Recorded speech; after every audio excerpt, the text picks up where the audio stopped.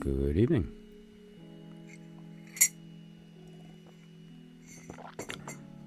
So, I have a couple of fun things going on tonight. That is kind of a continuation of yesterday in the play phase of the outer order, right? The inner order and outer order are actually very similar. I mean, we have the lie openly and the truth in secret. We have both of them are really kind of just a playful application of these tools, right? Just to different degrees. But one thing I've mentioned before, which is I think a good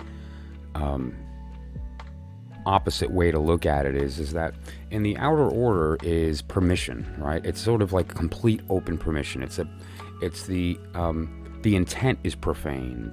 You're walking in the door knowing that you're going to kind of make fun of the process, right? But at the same time, there's some seriousness to it. There is some truth that could be learned.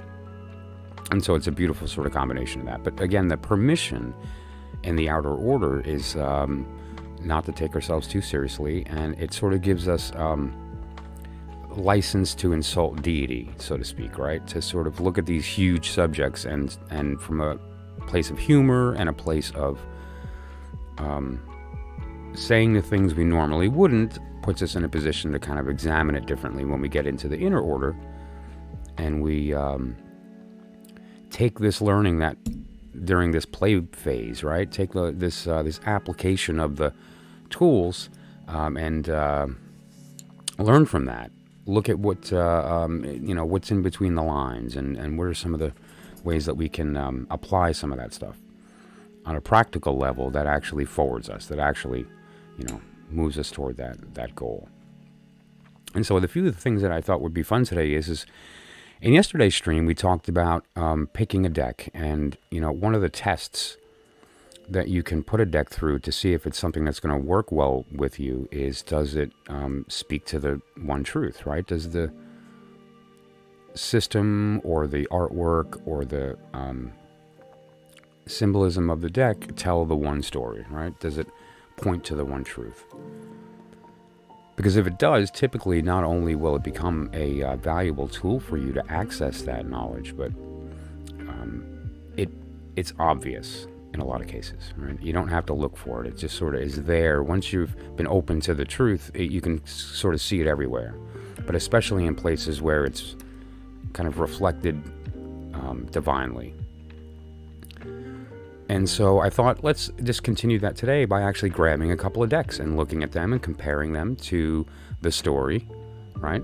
And see, can we see the story readily, or do we have to stretch? I'm going to put a jacket on, actually. As some of you may know, I live in the mountains in the Hudson Valley, and it's pretty chilly right now compared to what it's been. And I'm ready to put a jacket on already. Can you believe it?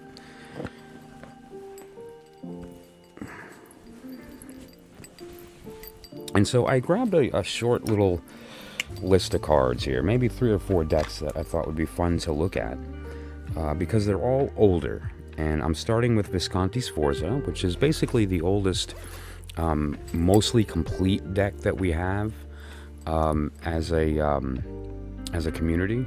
There's a couple of originals in a few museums, and then there's scattered collections throughout the world that have some form or permutation of these cards missing. And so when you stick them all together, we have a relatively decent picture of what it looked like, right?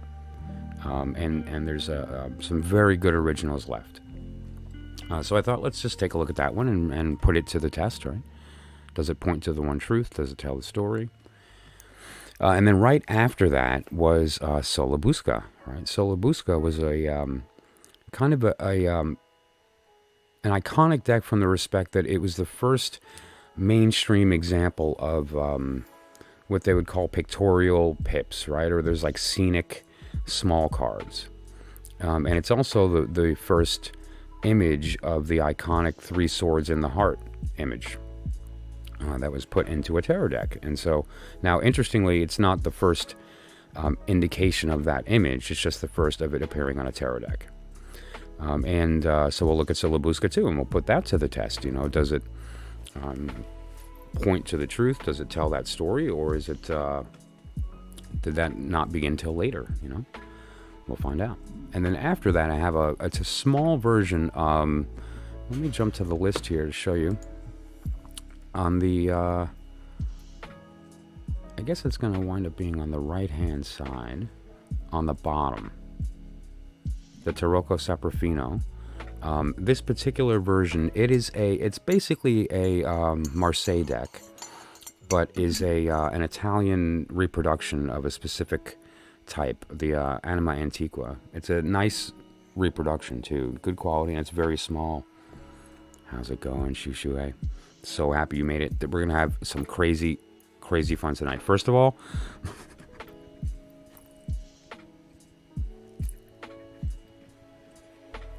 I was just,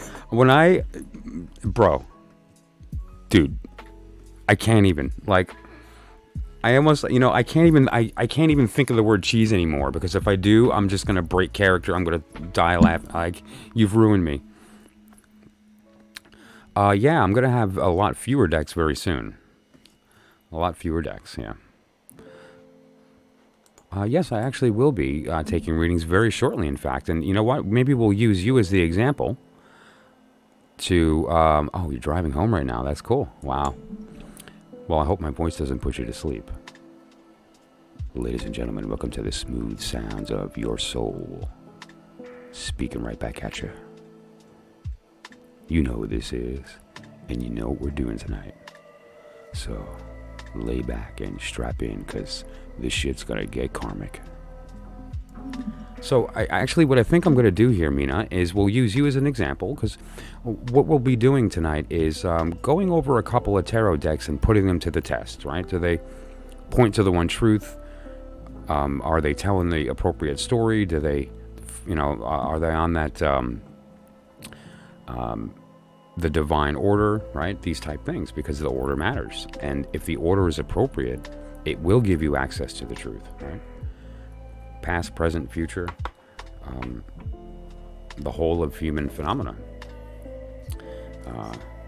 And so we'll use you as an example real quickly before we move on to the next, which is essentially, we're going to read a quick little paragraph from The Secret Teaching of All Ages from Manly P. Hall. Great book. This is one of those books that got me started when, in my early teens. And his approach to it is really, really something. It's a sort of a compendium of an interesting sort, right? And so we're just going to read a quick little blurb from it. But before we do that, let's just actually start with Mina. Thank you for popping in on the stream. And so what we're going to do is going to kill two birds with one stone. We're going to put the Visconti Sforza deck to the test and see, does it point to the truth? Does it tell the story, right?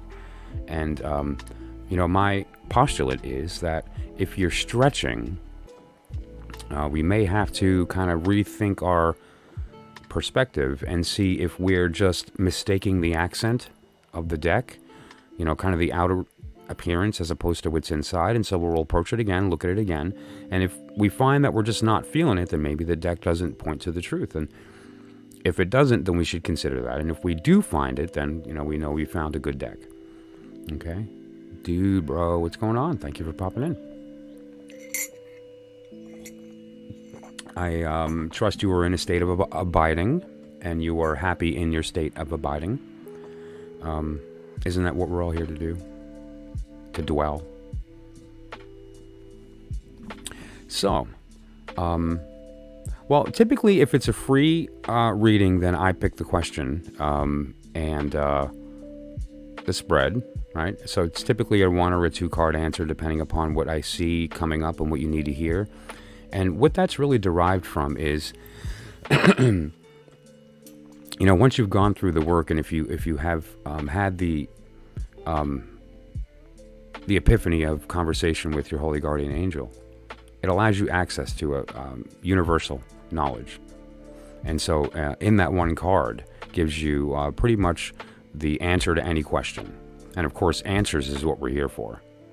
So, excuse me, I'm breaking character, sorry. That said, why don't we just go to my holy guardian angel and see what he thinks? Because he's the one who's going to be giving you your message tonight, okay? So let's see what my holy guardian angel has to say about your message this evening.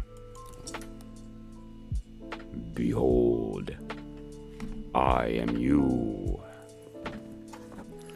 Your message this evening is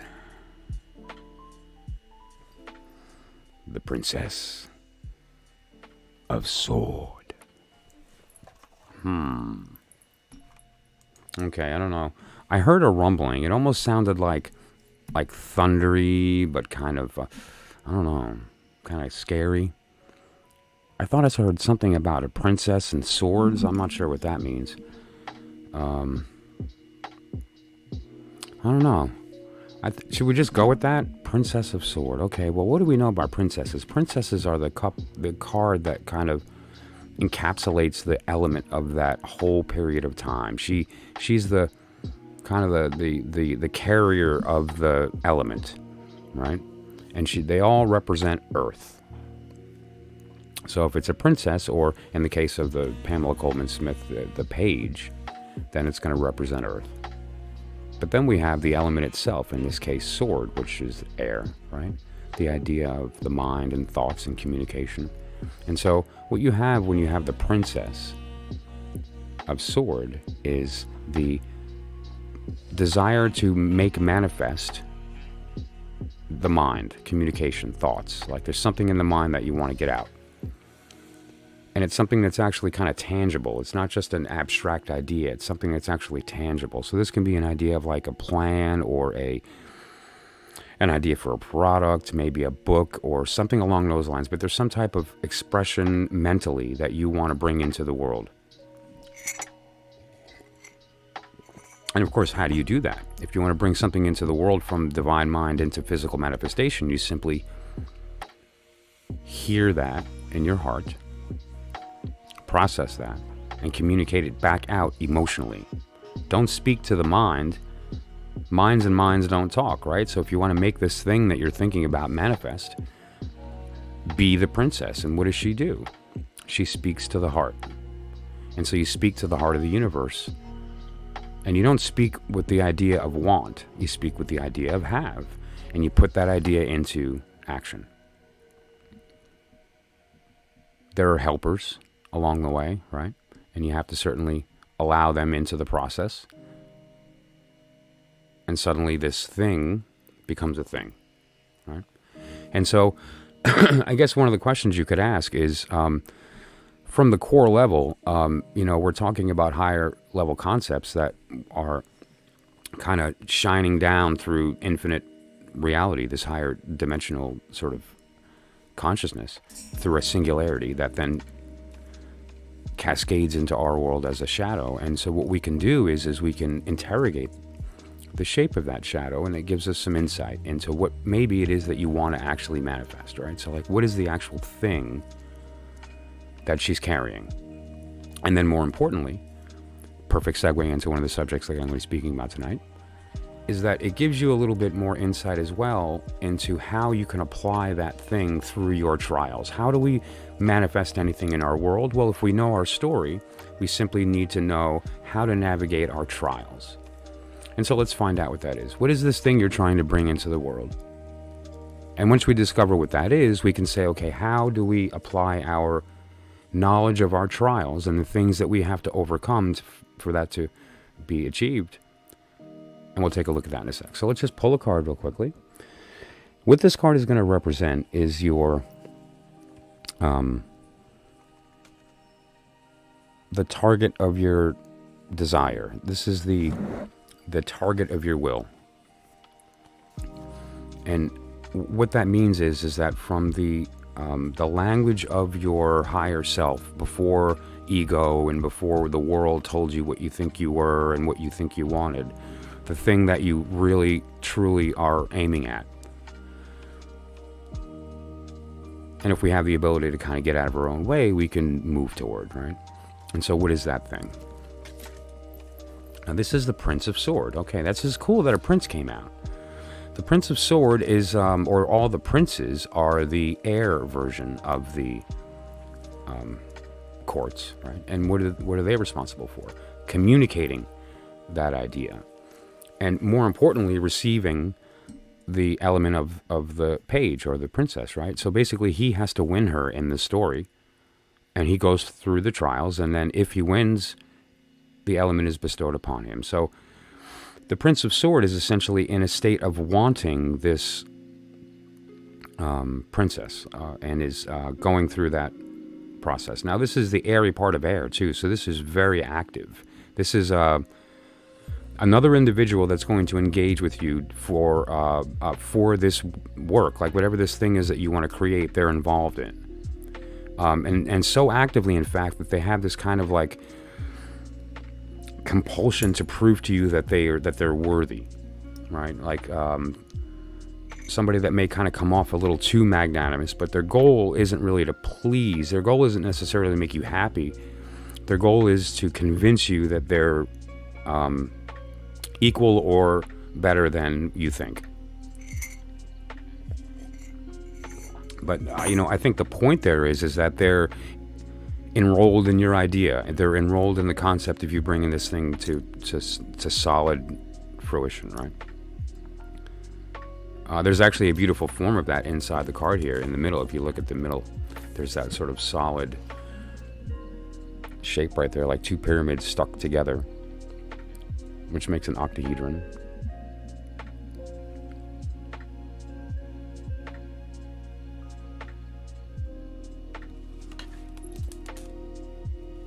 So, you can ask yourself, who is this person, right?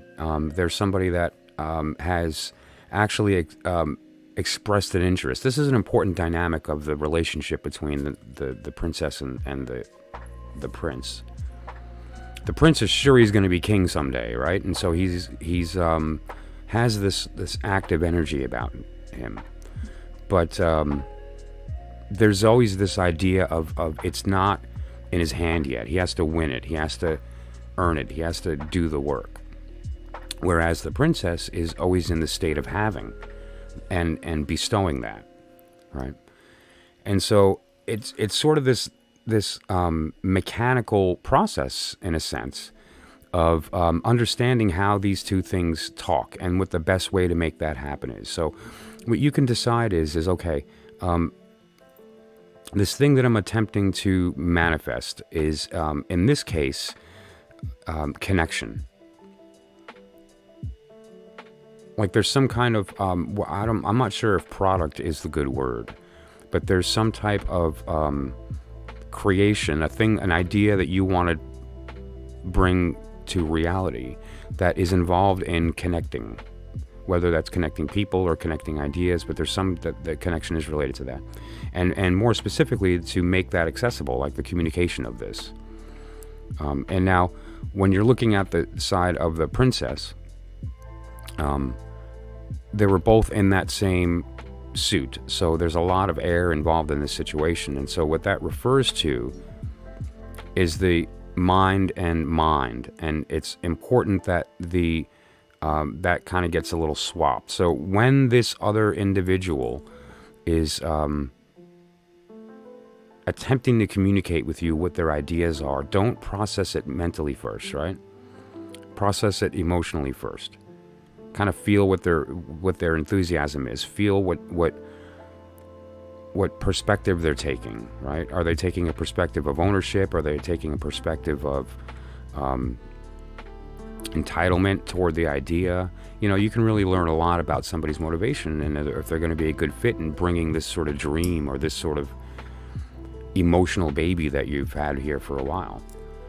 And so I'm just going to pause there and ask you, you know, do you think you know who this individual is, or do you think you know specifically what this thing you want to manifest is? Because once we kind of get to the heart of that, then we can move forward and say, all right, well, now how do we apply the algorithm, so to speak, to accelerate its manifestation physically, like get it out of your mind and into the world, right? Lauren, how's it going? Thanks for popping in. And so, you know, let's take a look at the Visconti Sforza during the process here. And again, the goal here is to put the decks to the test and see if they pass. You know, is it indicative of the story? Are we stretching to try to find it, or is it actually in there? Does the deck actually give us access to that story? Because if not, then it's really a glorified art piece that can be useful from an oracle perspective, but it might actually hinder finding that truth. So you kind of hold it back, although that's not true. But you understand. It's the idea of you wind up leading yourself down the wrong path, and that's an empirical statement. And so in order to avoid that, if we know we have a good set of tools that have been sort of fact-checked, not only through other people who've done the work before us, but our own experience with it, then we know that we can be confident and be just integrate it and work instead of having to process it and wonder if the math is correct. You know, you just kind of want to go into the flow there. Luana, how's it going? Thanks for popping in. So I thought, let's just start at the beginning and just flip through a couple. They don't want to take too long enough, but the Visconti Sforza, which really has this look of a Marseille type style deck. The pips are not scenic, although that didn't really happen for a little while. So this deck really isn't it isn't 100% its fault. But now the first card here, this is random. I've shuffled and used it my first time actually on the stream, which is cool. But a couple times since. And so let's take a look here. This is the Four of Sword. Okay. And now right away, and let's take a look at the back. So this would be the top of the card. Okay, so that would be the top. Let's just look at it from that perspective first. Now, there's some interesting beauty here. Okay, and I don't know if this was accidental or not, but that's clearly an infinity symbol. I think we can all agree that that's not an accident, that's an infinity symbol, right? Okay, so that's the 8, and that's interesting, and it's in the middle, right? So we have this idea of a dissension, and then there's this infinity in between the dissension and these two higher and lower. Like, why there? Why not just 4 swords? And, so there's this middle. That's interesting. I mean, and maybe I'm stretching, but let's continue. That looks an awful lot like a yud, which is the Hebrew letter for 10, doesn't it? Gosh, it sure does. And what's inside of that yud? A pentagram. Okay. I don't know. Maybe I'm stretching, right? So we have this higher yud and this lower yud, right? That's 20 plus the infinity. There's so. I mean, now I just want to pose to the chat real quick. What are your thoughts? Am I stretching, or is there something there? What are your thoughts? And again, this is the Visconti Sforza. This originally came out as a mass-produced piece much later, but was hand-painted for the daughter of a duke type of thing in the early 1400s. I put a video out on it with some detail, if you're interested, but this reproduction I like because it's not airbrushed, it's not corrected, right? They didn't go through the steps of, which there are some very beautiful reproductions that were specifically restored and meant to be cleaned up. But I like this one because it's the opposite. This was specifically designed to not be cleaned up. It shows us all of the raw damage. What the cards look like now compared to now. Some of them are in pretty good shape, right? Like this card clearly survived. And just to put it in perspective, you'll notice on the back there's that black dot on top, which is where it was hung on the backing, is indicative of the top of the card, right? And this would be the Fool. Let me put that 4 aside because we'll talk about that. Okay. Here's the 2 of coins. So let's look at the Fool. This is the Visconti's 4 is a Fool, or the Wild Man. I always thought of the Wild Man when you hear it as far as the Fool as John the Baptist. Not John the disciple, but John the Baptist, right? He was the one that lunatic that lived in the woods, that dunked people in the river, that said that some dude's coming and he's going to take over. That guy. Because it's a different energy than the Fool that we're used to, of this sort of, walking off the cliff, or even the deeper Kabbalistic meanings and these type things. The idea of John the Baptist as the herald, as opposed to the one that's taken the journey, is a very different idea, right?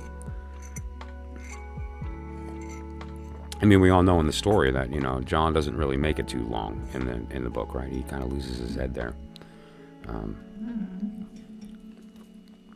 But so, what are your thoughts on this here, the 4 of sword? Like, I don't know. When I first look at it, I see some just interesting symbolism. And when you turn it upside down, and it's hard to unsee once you see it, is the face. It's like a bunny with 2 ears, right? You see that? That's not hard to see, right? And now this here is interesting from an alchemical perspective, right? And those familiar with the alchemical tarot know that the bunny eared mage is a very popular symbol, and is also indicative of the the winged crown, and that type thing. But the face is kind of hard to unsee, isn't it? I mean, just look at that. It's smiling at us.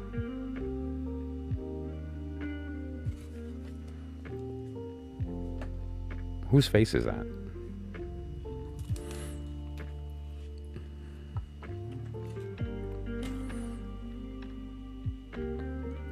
That's a good one.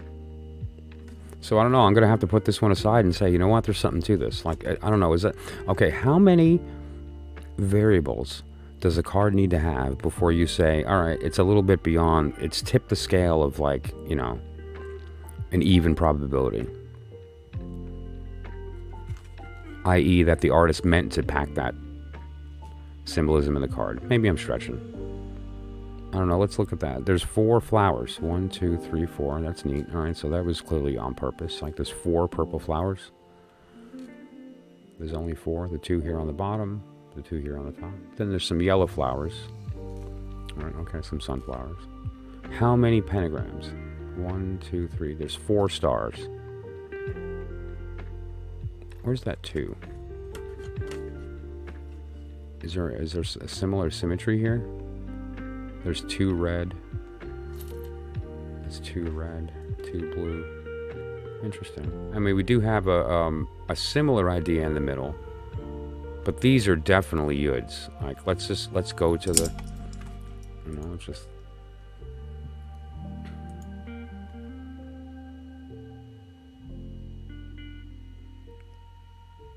Yeah, it's really hard for me to look at that and not see that. I don't know. That's definitely what we're looking at. Okay, so that's definitely what we're looking at. Yeah. All right, so then we look at, say, like this 2, and we'll look at a major at the same time, you know, and see if we can find any correlation.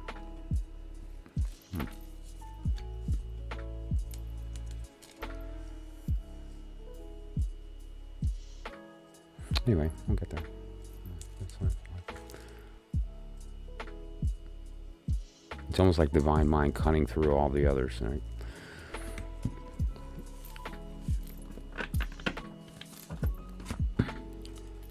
Hang on just a sec for me. I'll be right back.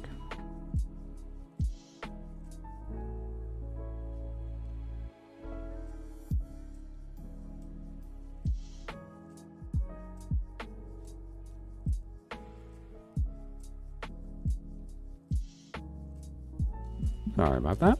Okay, so we'll leave a major out, and then we'll leave these 2. Yeah, it's hard to unsee that face, right? I mean, come on. What about upside down?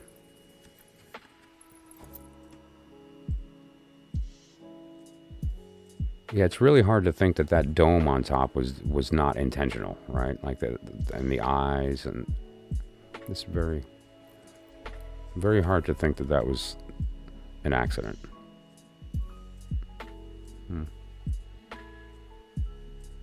You know what else this reminds me of? Now that we're on the subject, the Thoth lovers. Let's grab that real quick, and you'll see what I mean. Okay.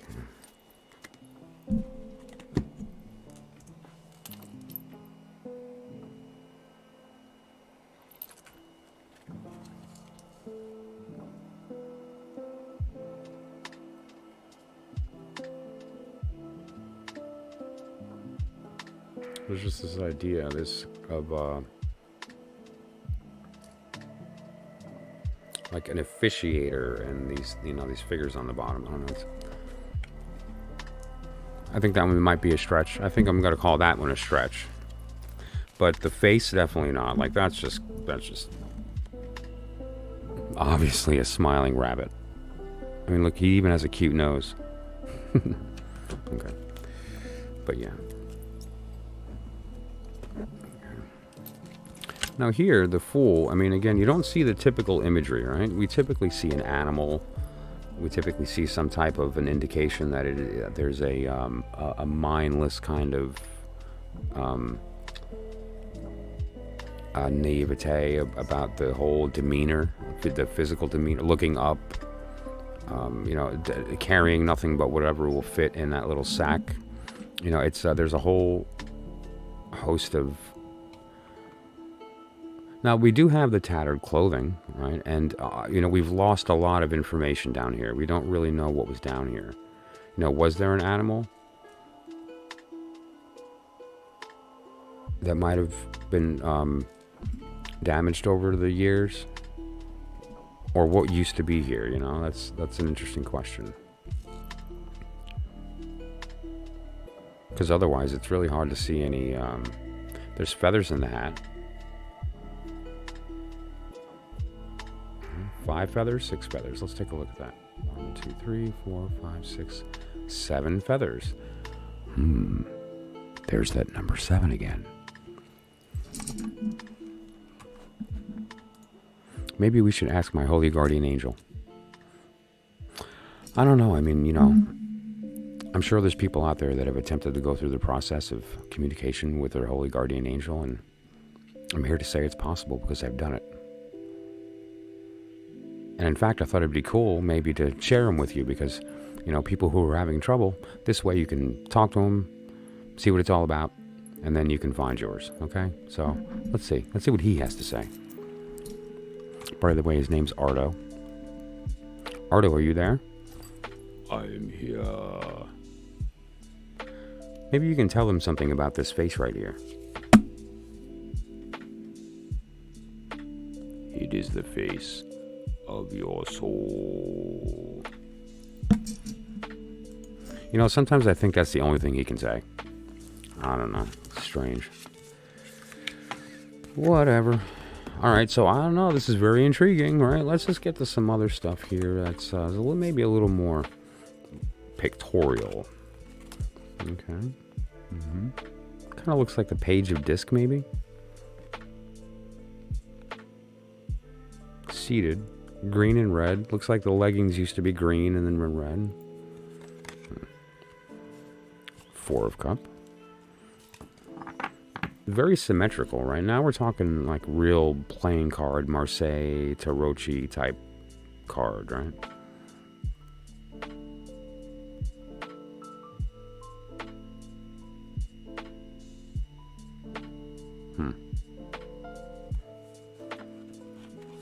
See, now we're getting into like... These are, I believe, the wands, yeah, with the different... The staff.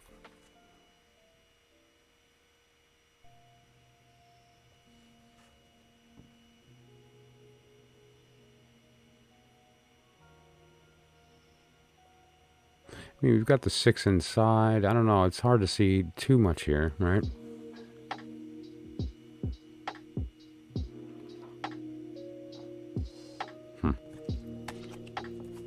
But that said, so it looks like, you know, there's a maybe on a couple of cards, but it might have been accidental. I don't know. We'll have to explore this deck again a little bit another time and see what we can see. All right, here's the Magician.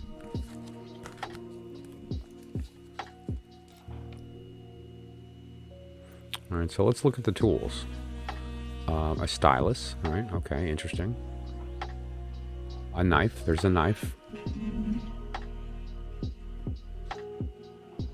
Looks like he's cutting some cheese. Stop it, Shushu. There's definitely a cup, so there's juice or something here. And now this, I would imagine, is sort of like the pentacle in this circumstance. Like the goal of the work or whatever he's creating there. Pardon me.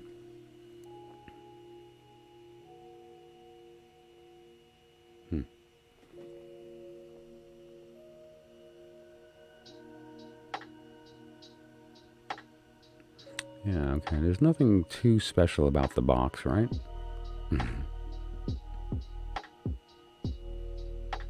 But yeah, so...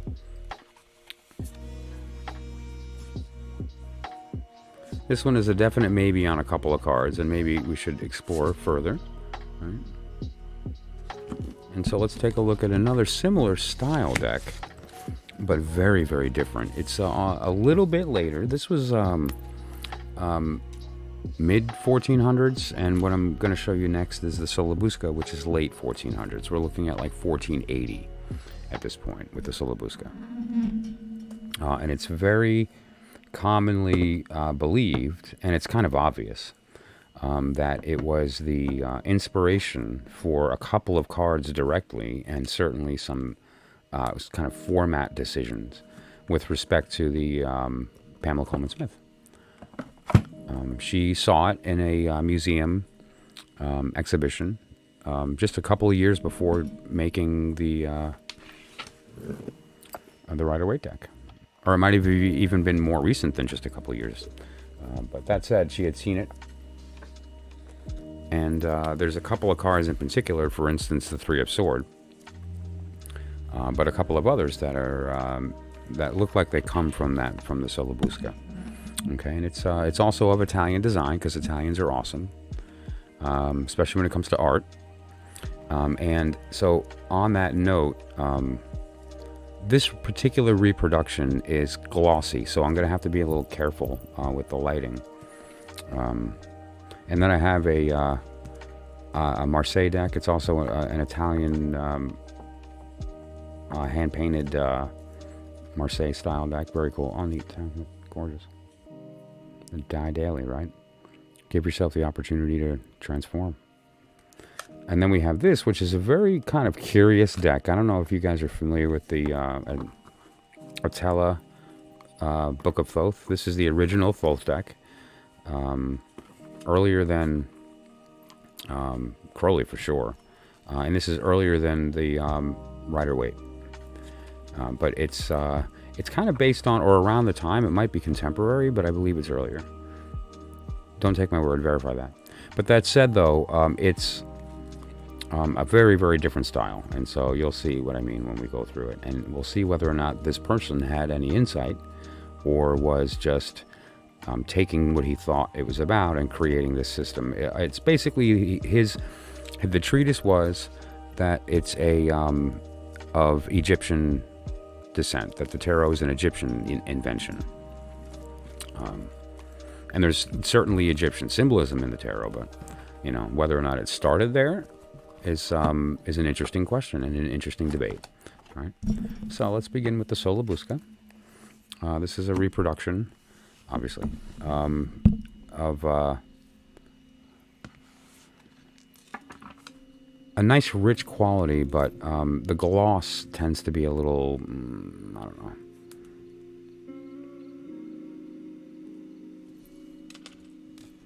The swords are red.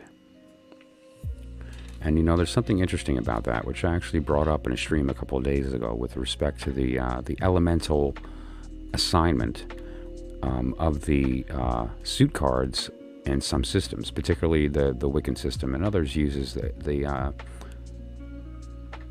air wand and the fire with respect to the sword or the dagger.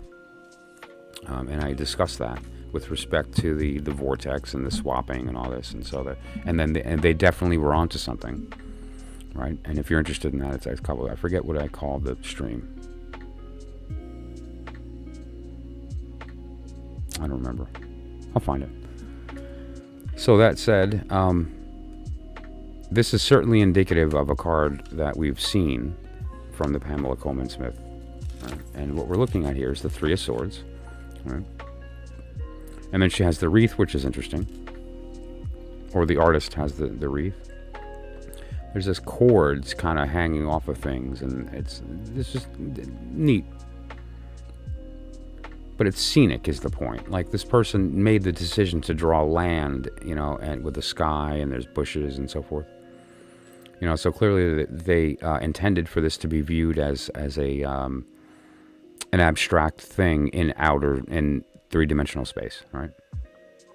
There's shadows indicating light. Like, it's actually sophisticated for the time if you consider the artwork that we just saw.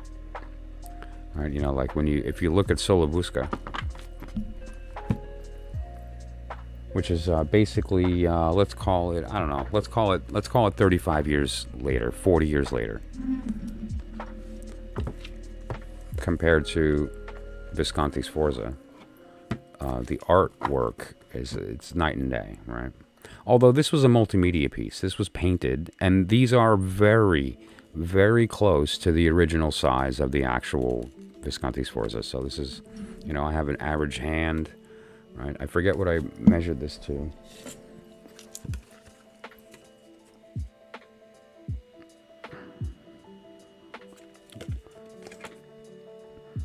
A 17 centimeter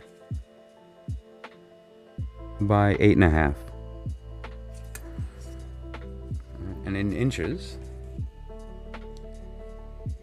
3, just shy of 3.5.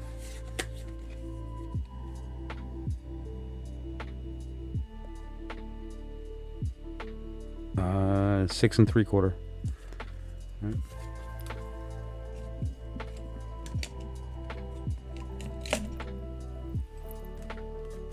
So, I imagine having a hand-painted, gold inlaid painting, and there's 78 of them that, and so, I'm not sure if this was produced in the same fashion, probably, perhaps not. There is evidence that it was painted on some type of silk, right? If we kind of consider the texture that we're looking at there. Look how glossy.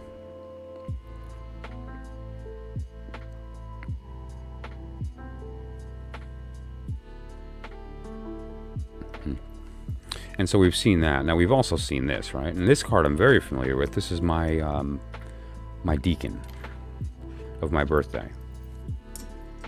And now we have an interesting piece of information here. This person's wearing a green leg and a red leg, right? And now we saw that before, that green leg and red leg.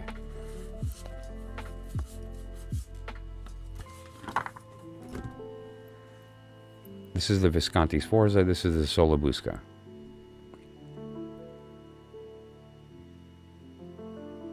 And now let's take a look at the Rider-Waite's on the bottom, right? Of the gentleman walking away holding the 10. And if we just so even facing the same direction, right? But here there's some kind of significance with the green and the red leg. If it's as if it means something. But so you get the idea. And so there was clearly some influence with respect to the Solabusca and the Rider-Waite Smith, because there's clear connections there. There's obvious homage. Now, as far as the majors, they are very interesting in the Solabusca, because when you first look at it, like this is Nebuchadnezzar, for instance, right?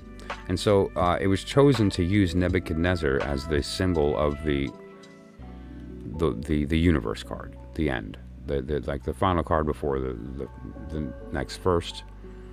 And there's just some interesting symbolism in the card, right? And so this is clearly not just a basic oracle, but there is some interesting stuff going on here too, in the period of time. The period of time that the Solabusca was made was one where there was a little bit more confidence amongst the plebeians, perhaps, to speak up to power. And that was really done through the middle class, who were the people who created the artwork, right?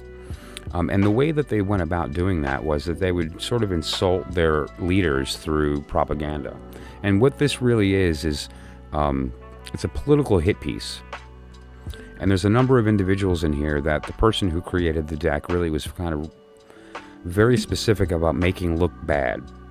And you almost consider each one of these cards as kind of a window into this person's opinion of these people and what they're, how they wanted other people to view them, right? And so it's kind of it's a plan to their agenda. Here's the 10 of Cups.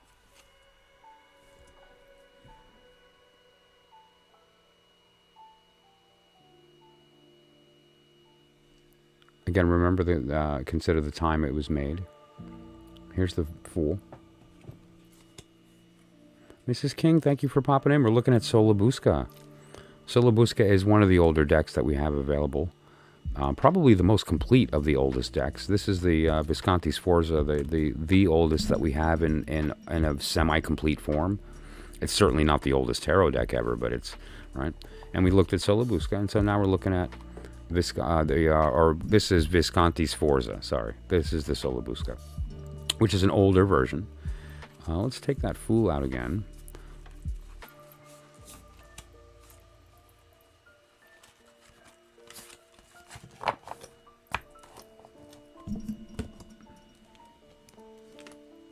And so you can really get some insight into the political goings-on of the time when you see how they've chosen to depict some of the political opposition in these cards as like murderous people, like killing babies and crazy stuff, or like total slothful kind of figures. And they really went like kind of crazy on it. And what's interesting is that due to the fact that there's some connection to the Kabbalistic art, the deck survived. Like it didn't just wind up getting, because there weren't printers, right? These were copied and painted and this type thing until there was this process to make it actually viable to have it printed.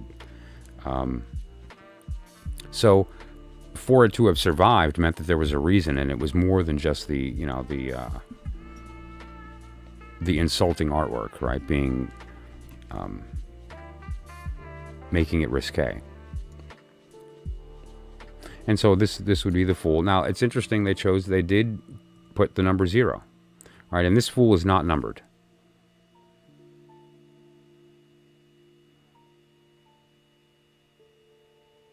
Madolista. Shire. So this one is not numbered, but this one is. Interesting. So the Visconti Sforza didn't find a necessity to number the trumps or the courts, right?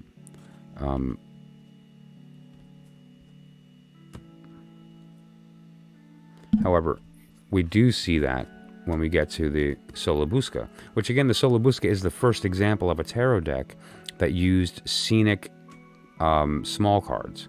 The trumps were scenic from the beginning, but the small cards you can see are very Marseille style, which actually more appropriately Marseille is very Visconti Sforza style.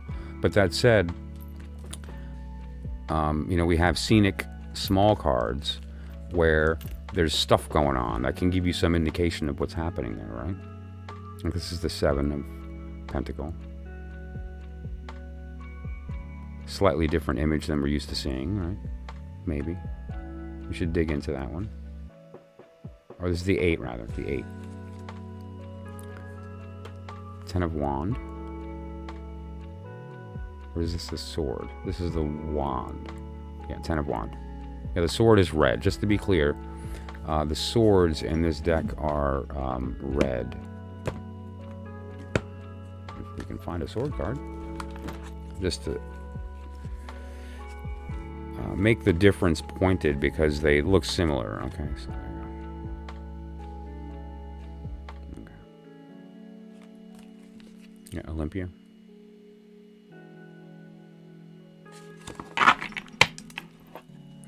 So, again, the question here is does the deck show us any significance with respect to the one truth, right? Are we stretching to try to find it? Because very quickly in the Visconti Sforza, it took virtually no time to find a card that was just, remarkably looks like an idea of the alchemical rabbit mask. Again, and it's really hard to look at that and think I'm stretching. There it is, right? We have the infinity symbol, we have the nose, we have the mouth, the 2 ears. And then if we turn it upside down, we have a totally different kind of image. Right? You can almost imagine like this would be the chin.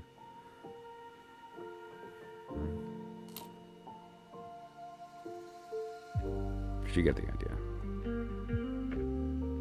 And these also definitely look like yuds, right? Doesn't that look like a yud? Like, come on. Next to an infinity symbol with a reverse yud underneath that each contain pentagram. I don't know. It's just, yeah. But so now, do we see it in the Solabusca? It's clearly a superior piece as far as color and as far as depicting a scene, like kind of immersion. It's superior as far as immersion. But is the world it's showing accurate? Is it useful for magical work? Is it useful for finding yourself? Is it useful for pointing at the one truth? It's an interesting question, right? There's the Fool. And, his consort is a raven as opposed to a dog. And now, and we're going to get to it next when we look at the old style Marseille, the Saprofino. The Saprofino shows an accurate depiction of the pet with respect to the story of the fact that the Fool comes from somewhere else. The Fool is not a member of the area that he's in. He's not even necessarily welcome. But we don't often see that depicted symbolically. Very often we see this idea of the friend of the Fool being this white dog, right? Kind of like I joked about my Chloe, which looks very much like the white dog in the Fool. She has this like long hair on her tail, and she's mean. She bites, but not me. But that said, that's not really the original story. The original story is that dog is biting the Fool, like, get out of here, you don't belong here. And that was sort of to drive that point home that the Fool is not welcome. They're an interloper in a sense, but they're just passing through. But we'll see that in the next deck there. Wow. Colorblind. Well, you know, there's colorblind. There are some technologies that can help correct that. You know, it is expensive, the glasses, but it does work. However, that's okay. I mean, imagine what Beethoven wrote, completely deaf, right? I mean, completely deaf. So I don't know about this. We should flip through a couple of these real quick and see. Do we find any? Is anything pointing to the one truth? And we know what the one truth is. We've been talking about it on the channel here over and over. I'm sorry, you've been talking. You've talked about it now a couple times. I mean, you must really want yourself to hear it, because, man, all right. There's certainly, you can see some, now that, what are we looking at there? Are there any Crowley Thoth users in the house that see that this is totally a Thoth? All right, so this is something interesting. Lady Frida Harris definitely got inspiration from Solabuska, because let's just look at one of her cup cards, right? Let's look at another cup card.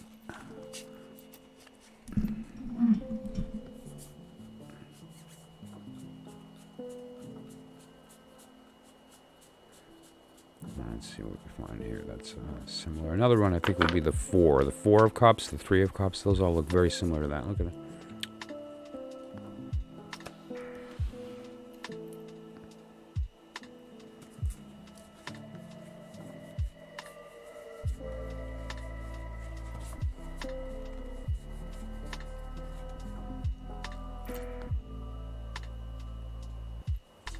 Yeah, so, okay, that's an interesting little find, right? That apparently the Thoth style for some of the cups, and in fact several, kind of have this idea that looks like it was inspired by the Solabuska. Because this kind of style is not really obvious in the Visconti Sforza. The Visconti Sforza is very linear.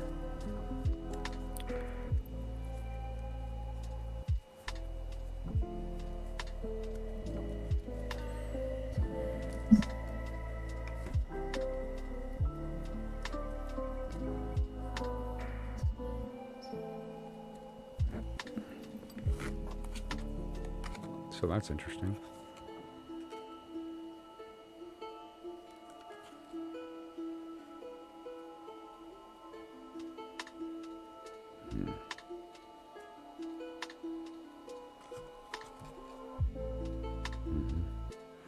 This is also very indicative in the Pamela Coleman Smith with respect to the court cards sort of being seated in this fashion, pointed in a certain direction, right? It's, you know. Oh, we have cherubs. What's this? This is the 8. 8 of Cup. What is that? Is that a butterfly?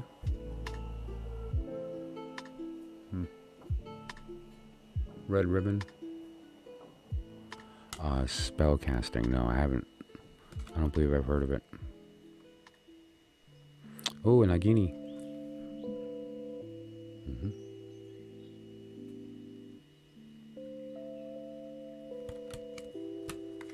Oh, we know this one, right? That was definitely inspiration for the 7 of Swords, right? The guy that's crawling away with the sword, like walking away, like sneaking him out. Has that vibe.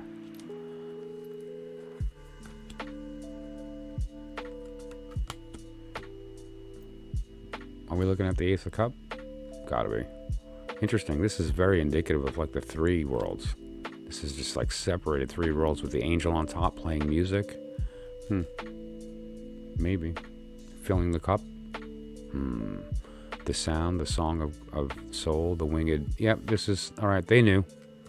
Like this is very indicative of the 2 of Cups, the Lover's card, which is really, you know, again, the winged consciousness, you know, like rising. And all, again, music being the song of, the bestowal of divine mind into the cup. Right? So maybe they knew.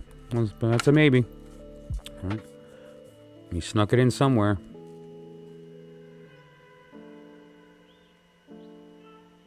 The bag's ripped. Interesting stuff here. Okay. So you get the idea, right? Do these pass? I don't know. It takes a little more examination. Then I have to think to myself, am I stretching? Okay, this looks very sort of alchemical, and something's going on there. We've got a dog. It's kind of packing them away. What's going on here?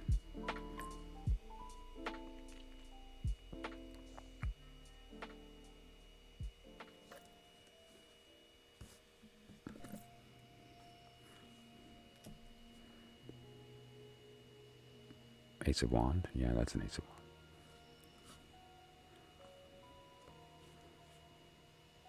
Oh my gosh. ESS.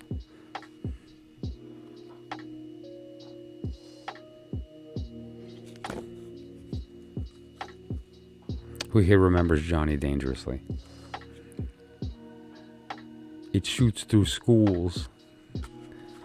This is a very interesting image if you consider the first one that we were talking about with the sword. Let's leave that one out while I find it.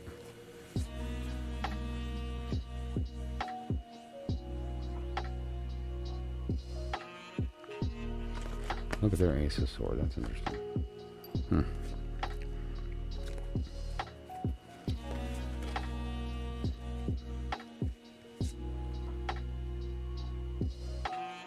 Oh boy. Uh-oh. What do we got here? Is that the Ace of Cup?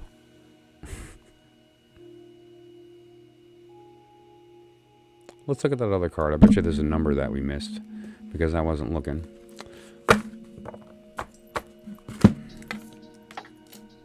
Yep, there's the 2. This is the 2 of Cup. This is the Ace of Cup.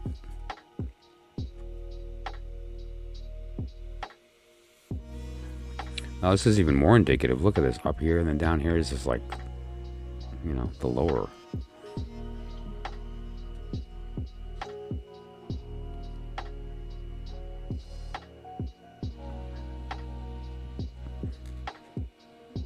Trahorfatis.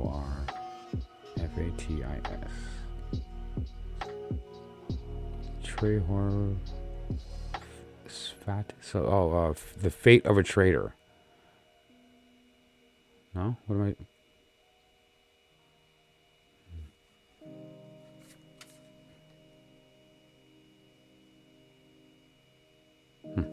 So you get the idea. And look at it. I mean, this is just as very deep, sort of like begging to look up some kind of alchemical, right? The winged. There's the wreath, which we've seen all over the place in the Rider-Waite for sure, right? This is a staff too, not a sword. This is the 3 of Staffs. The 3 of Swords has the same thing sticking in a heart, and the wreath is present as well.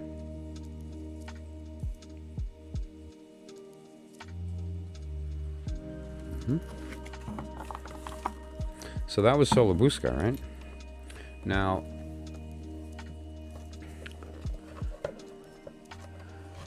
this is the Saprofino. This is a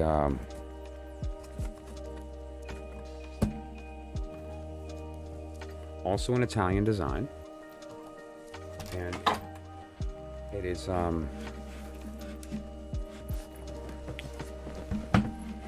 much more like a Marseille style. Pardon me, I just get these cards out here. And it has a very sort of painterly quality to it, which I really like. It's sort of the beginnings of that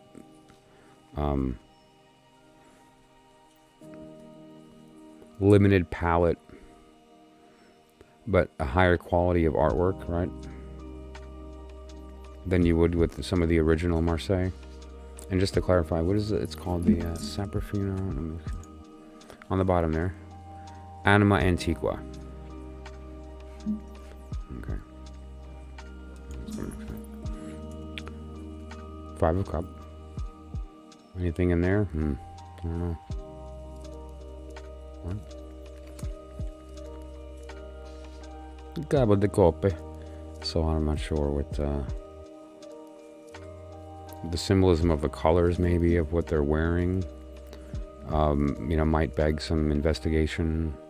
Perhaps the shape of the cup. Almost looks like a prayer wheel, the way he's holding it.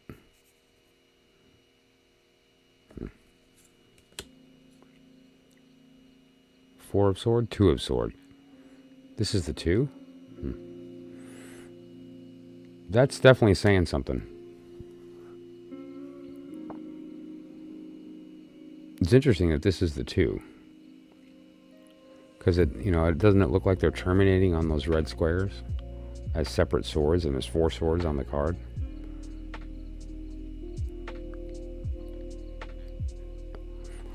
This is very cool too. Maybe I'm stretching, but 2 of these are yellow and 2 of them are blue, indicating a water sword and an air sword.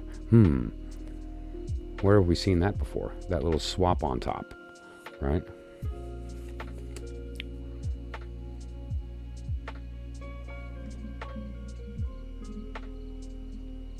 Pretty. Let's find some trumps. La papessa. So this is the High Priestess. This is a super powerful occult card and symbolism, and so what we're going to know right now.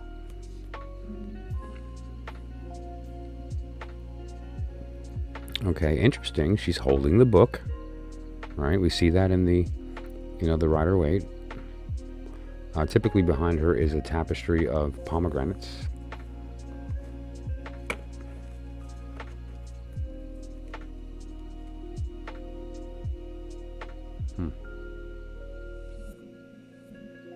Yeah, they have her as the female pope, basically, right? Oh, there it is. Ooh, the moon is next. Who wants to see the moon one? So this is the Ace of Coin. This is the idea of the, the almost manifest physical reality. Okay, we have a lobster. We have the dogs. There's a tower in the back. Some ships and some water. Okay, right?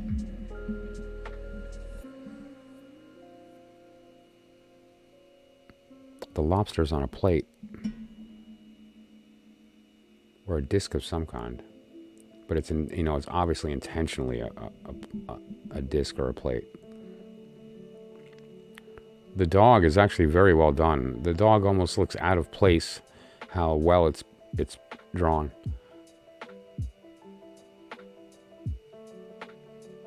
In person it looks almost like semi-photographic.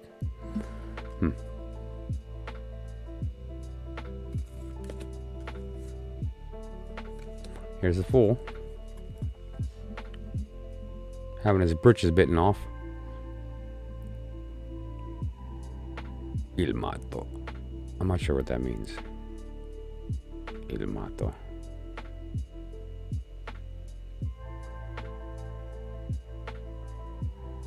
Anybody speak Italian in the room? Know that word?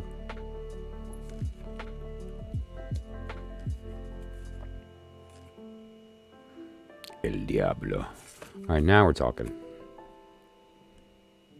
Is there anything here? We have a serpent. Alright, so they did go biblical. We have the fire, right? They chose the almost kind of pan image, right? It's not very indicative of Baphomet, though. Sort of, but not really. The numbering's the same. Alright. Temperance.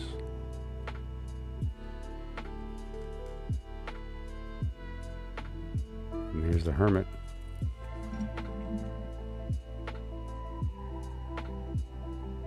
Barefoot, dressed in orange. What is his, what is he holding? Okay. Yeah, that's actually a little flame coming off of, almost like he's got a spoon that he has something burning off of the end of.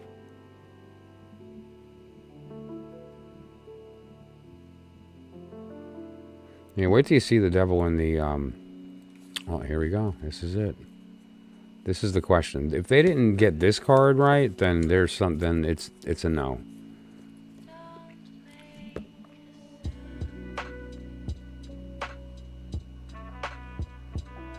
Okay, they clearly went for the the four. Right, Aquarius, Scorpius, or Scorpio, but Scorpio, Leo, Taurus. Right, so we have that going on. There's the female in the end.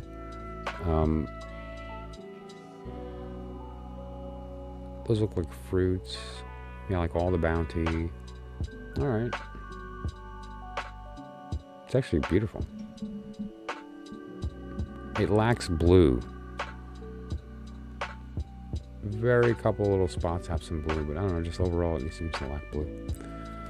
But you get the idea. Okay. So, whether or not this... I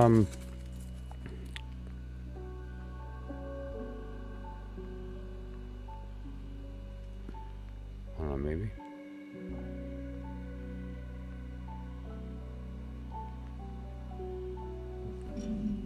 What is he coming out of? What's going on here?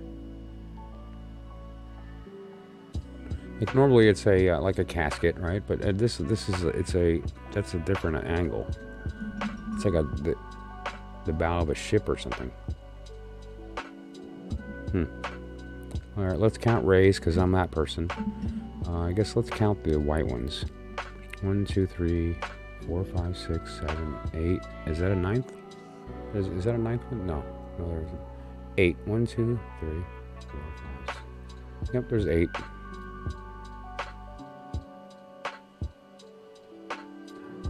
How many people?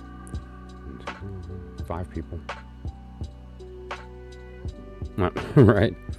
Well, people misunderstand the devil, don't they? Right? They misunderstand the serpent. Where was he? Oh, that's interesting too, the trident. We were looking at Neptune. They chose Neptune. Let's go to the wheel.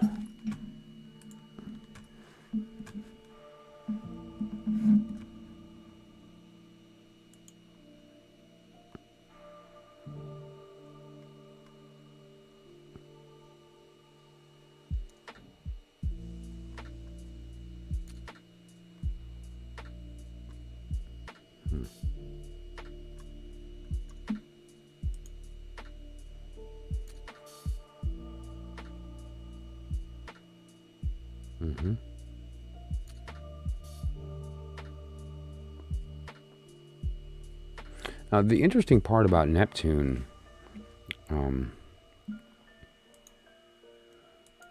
obviously there's this idea that Uranus, Neptune, Pluto were like later discoveries and weren't really part of the original 7-planet system. So then, some people can even go, okay, well, we'll take the sun and moon out and replace that with Uranus and Neptune, and now that we've demoted Pluto, we're in. But then now the sun and moon aren't really involved. But then you can say, well, they are. They're just the... instead of the planetaries, we use the sun and the moon in the other symbolism, right? So if we go to the list here on the left-hand side, some of them are signs, some of them are planets, and some of them are elements. And I always thought it was funny that the moon card doesn't represent the moon as a planet, that's taken up by the High Priestess, right? And I went through that conversation yesterday. But yeah, you get the gist here.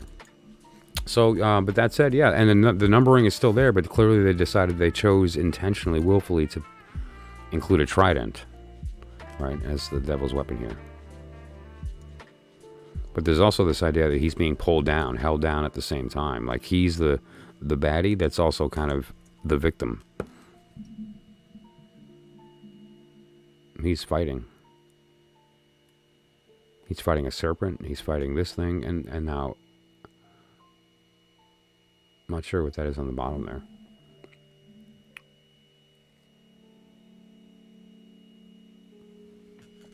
But you get the idea. Cool. Anyway, so, yeah. So this is the Seprafino. And the last deck I thought we would just flip through really quickly is the Thoth. The original Thoth. The Thoth before Crowley called it Thoth. And there's a reason I bring that up. Because we're going to be looking at the secret teachings of all ages from Manly P. Hall in a moment. And he talks about that. So, gee, I wonder what card this is.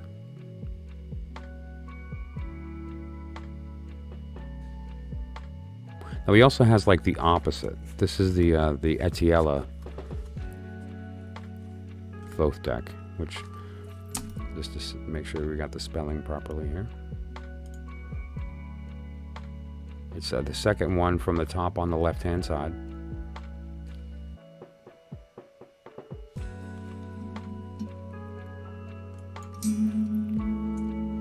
And now he has the opposite, and it's in French. Le Mort. This is opposite. Now he has this listed as 17. It's the 17th card, so that would be number 16 because the Fool is a 0. Well, we'll get there, but you get the idea. Garçon Blanc. Cup. Yes. Le Valet de Coupe. So this is the Page of Cups. Oh, there he is. El Diablo.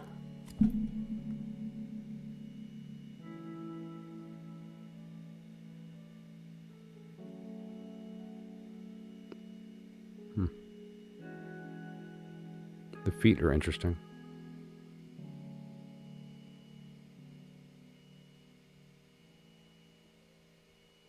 This is number 14, which makes it a 5. Oh, but if you count the 0, right, it would be the 15th card. We'll see if there's a number on the Fool.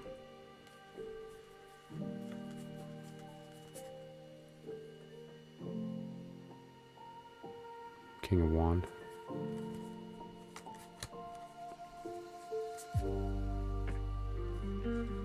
Now this isn't any of those. This is not the Ace of Pentacle. This is a separate card that he came up with. Air.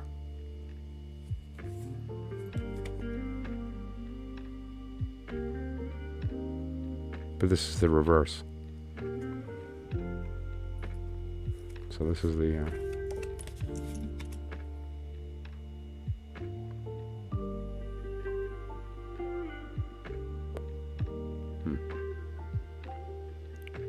But yeah. There's the Tower. Well, he calls it Misery. That's interesting. Or Prison.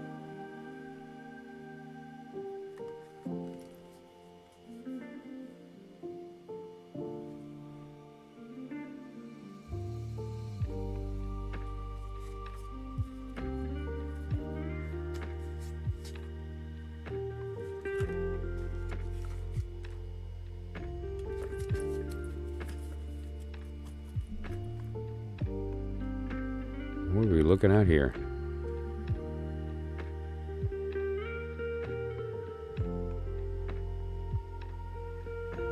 A lot of decks do that, right? I have one here. This is the Robert Wang Golden Dawn, and it comes with a Tree of Life.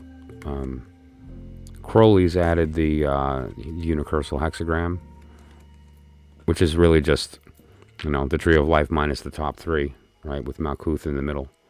So it's just 7 with that one in the middle. And so there's a couple that have some really cool ones too. I like the Robert Wang though because it's kind of very basic and it doesn't feed you too much information, right? It's kind of more a reminder, and that's all you need. Depending upon the work that you're doing, obviously.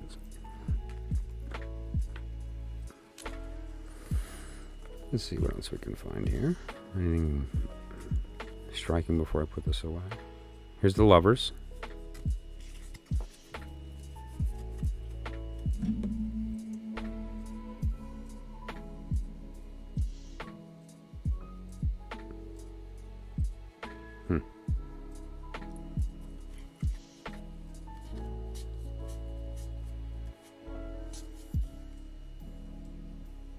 He calls it Nuit. Interesting that he calls that Nuit. There's a couple people in the room that just perked up. Let's find that Sun one.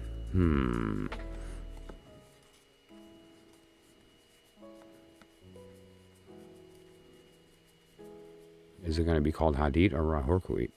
Interesting question. Let's find out. Neither. Oh, wait, maybe not. Where's that other wheel? Right? We saw that earlier. There it is. What is he showing us? Okay, let's see. Where is that? There is. Oh, justice. I'm sorry. Justice.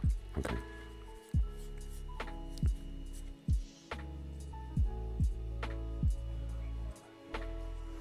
He calls it. Oh, I love that. He calls the universe card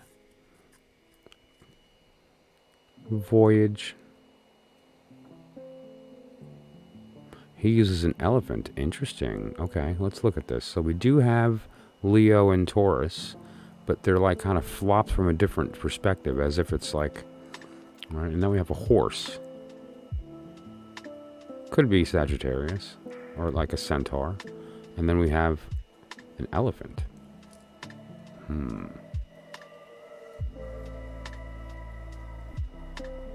Anyways. So you see, like, and I wonder, like, does this have the story? There's some beautiful cards in here. There's strength.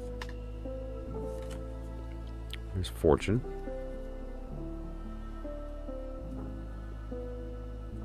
I love that. I love that. I want that as a poster. Okay, let's see. Yep. So there's that, right? And you know, it's if you're fishing, it's not there. But if there's something there, let's look at this. Here we have stars, the sun, right? But then here we have actually like some horoscope. We have actual constellation stuff. All right, we can kind of see the, you know, the basic wheel, and then what's here seems like to appear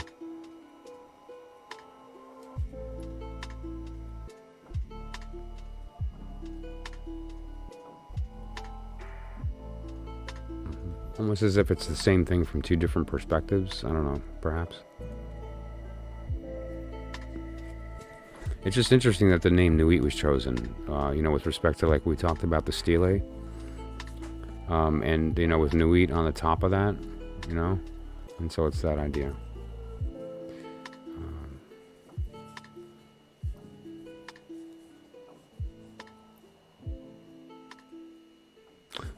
Great, so... But that's always a good exercise, you know, when you're kind of looking at a deck, is to ask it, you know, like, how hard is it to find that story, to find that truth, you know, with respect to the artwork or how it's laid out, or the, you know, the overall design, the system that it's trying to represent. All of these things matter, right? And so, you know, when you're going through the process, you don't want to ignore each different perspective, because, you know, the more ways you look at it, the more integrated it becomes, the more you really understand the vocabulary. And then finally, the most important thing, which is that none of that matters. If you're using it strictly as a divinatory tool, the order doesn't matter, right? The application of an algorithm or any of that doesn't matter. What matters is your connection to it, and how you best kind of navigate its vocabulary until it's integrated, right? And that's so personal. It comes down to just kind of experiencing it and seeing how you feel about it. But to go to that higher level of using the deck, you know, requires it, I think, to tell that story and the order to be correct, and those type things. And so that's just my opinion. But that said, I just need a quick minute to kind of gather stuff, heat my coffee up, and then we're going to come back and have a lot of fun tonight. We're doing some new stuff with Gematria that, at least on the channel here, that we haven't done. We've done a little bit of Gematria, we've done a little bit in Notarikon, but tonight we're going to focus on Temurah.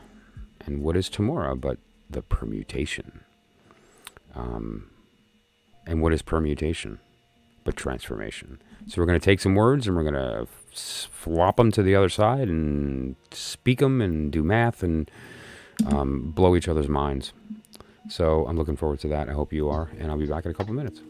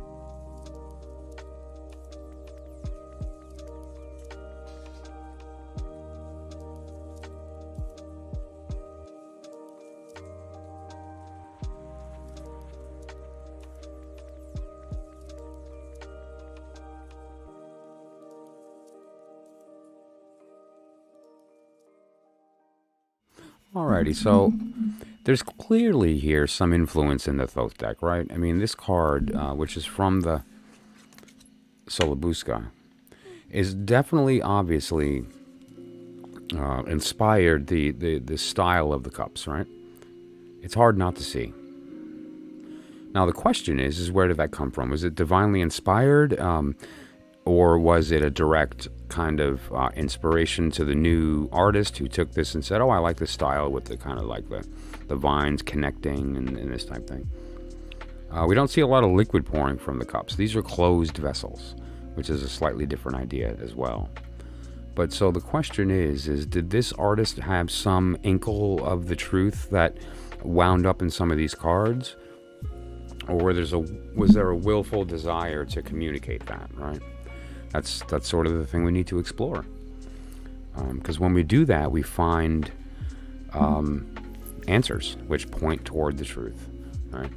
And so that's part of playing, right? That's part of the toys, and that's part of this process that we go through when we jump in between the orders here. Right, we start with the outer and we would play with our toys. And so one of the cool things I thought we would do tonight is a different type of numerology on numbers and names and these kind of things. But before we do that, I just wanted to ask, we're in the outer order right now, so I wanted to ask Missy specifically, that's a really interesting kind of system, and I want to explore that. I'm curious about that. And so I said, I'm definitely going to look into it and kind of see where does the manifestation come from. Like, what was the decisions that were made as to what comes from when, like what system they used? Because some of those can be really good sort of holographic representations of some serious truth, right? And so we just have to explore that. So we went over a couple of different kinds of numerology, and I thought it would be fun to look at one that we haven't done, which is to just sort of change the order of the words, right? And so one way to do that, as an example, is to take like a name, and that name can be something like whatever word that we choose to do. So let's just do something fun.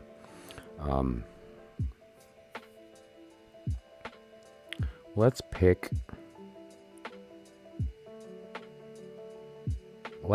a one of the axioms, a short one, just for the heck of it. Okay.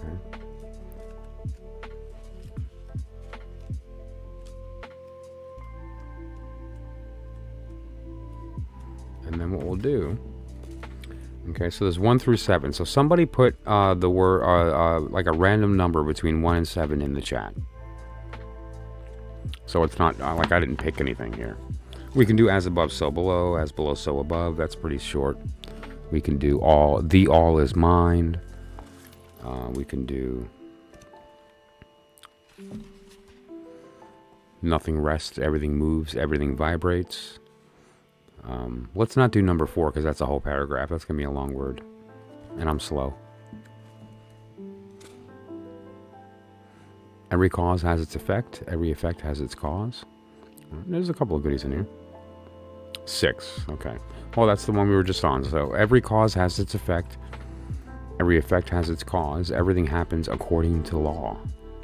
Chance is but a name for law not recognized. That's a beautiful line. There are many planes of causation, but nothing escapes the law. Okay, so let's just use that beautiful poetic line. Chance is but a name for law not recognized. All right, let's do that. Let's check that out. And then we'll check 3 after that.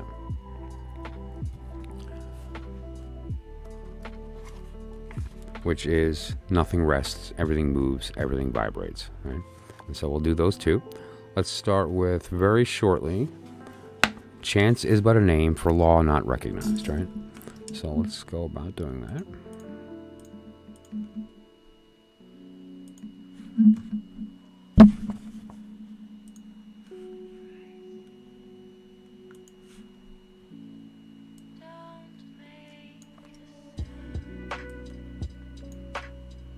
Okay. So what we're looking at as far as the letters are, we're going to be doing a couple of interesting things here. The first one we'll do is the original word, right? So that's going to wind up being, starting at the top here, chance, so 8, right, for ket, is, that's the yud, but, which would be bet, a, nun for name, excuse me,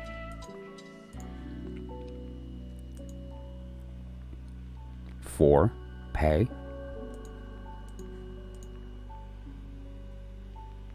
law, lamed, not recognized, so nun, and then resh.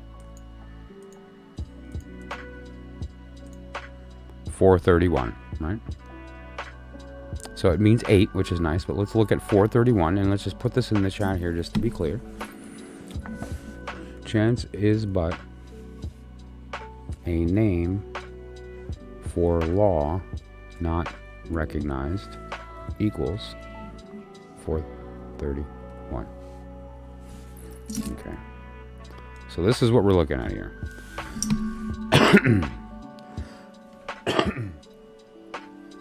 Excuse me.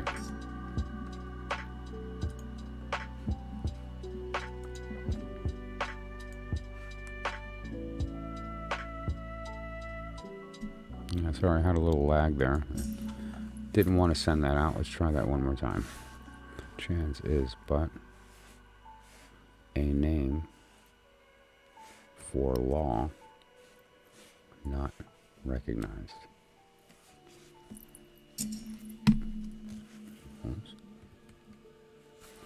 4, 3, 1. Okay. So now what we're going to do is we're going to do something called Temurah. Temurah is, rather than taking the numerical value, or rather than taking a sentence and reducing it to a word, or a word and increasing it to a sentence, or these other things, what we do is we actually just transpose the letters in a very simple code, which I have up at the top here. You'll notice from the right to left, A, B, G, D, H, right? That's Aleph, Beth, Gimel, Daleth, right? So, and that's all there. And then what you do is there's a couple of ways to go about this, but the simplest way, which we'll start with tonight, is every A becomes a lamed, every bet becomes a, and so forth. You just go down the line to transpose these letters, and then what you're going to wind up having is just a completely different word, right? And so we're going to do that as well. So first, just because we always love doing this, let's go ahead and check out 777, because come on, that's why we're here. So 431, and this is going to be basically the word for that statement. Chance is but a name for law not recognized, right? So that's what we're looking up, and that's 431.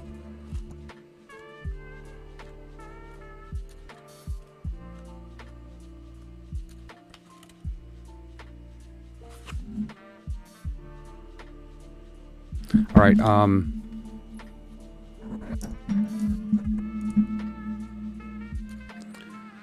You know, there's been a lot of coincidences that have come up on the stream here, and I just want everybody to be clear. Like, we all witnessed that this is a random event, right?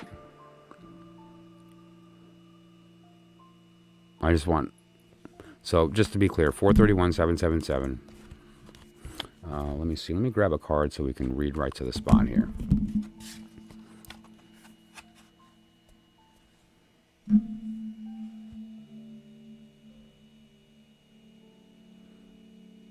Okay, there's 3 forms of numerology in this system. Gematria, Notarikon, and Temurah. Temurah is what we just did, which is we take a sentence, and, you know, what we just did is rather Gematria. So the Gematria for the statement, chance is but a name for law not recognized, is Notarikon. Wow, okay. Cool. So I guess we're supposed to do some Notarikon, which would be essentially taking that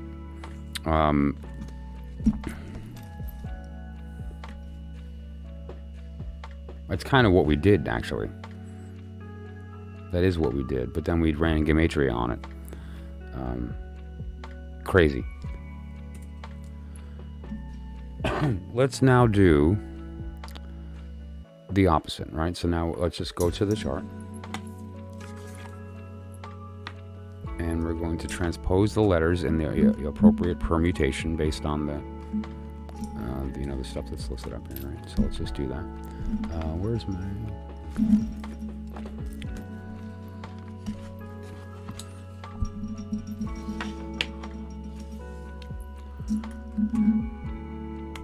Right, so very quickly then, CH was O, which is a vowel, right? So I'm just going to put a V to not confuse, okay?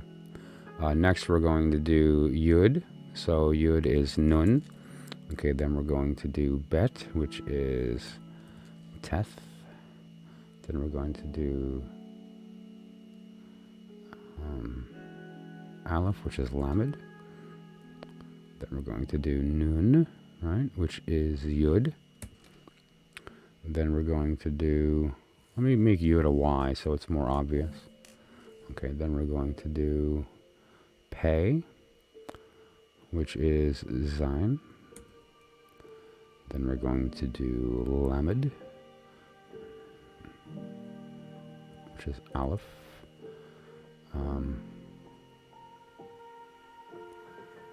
Then we're going to do Nun, right, which is Yud. And then we're going to do Resh, which is Dalet, right? Okay. So let's do the numerical value quickly before I put it in the chat here. So the first thing we're going to do here, just to clarify, is Val. Okay, Nun.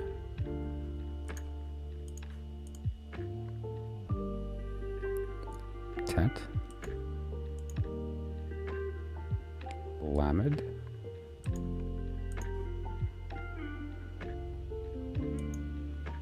Yud. Zayin.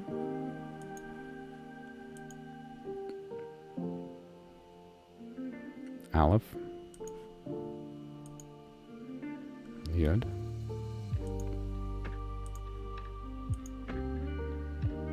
Dalet.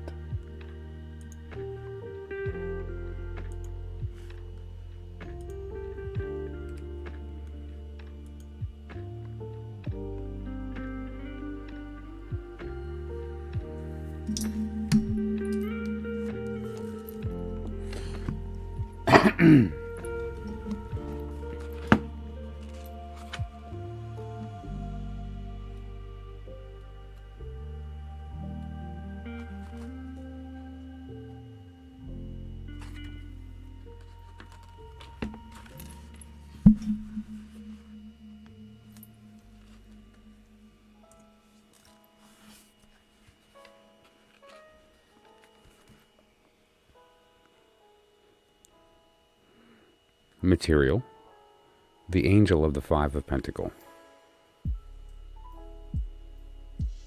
Oh, by the way, I did the Gematria on my my magical name. You know, I bestowed a couple people here some magical names, and we did the math, and I'm December 3rd, so we have the 1st, 2nd, and 3rd in a row, and I'm not kidding.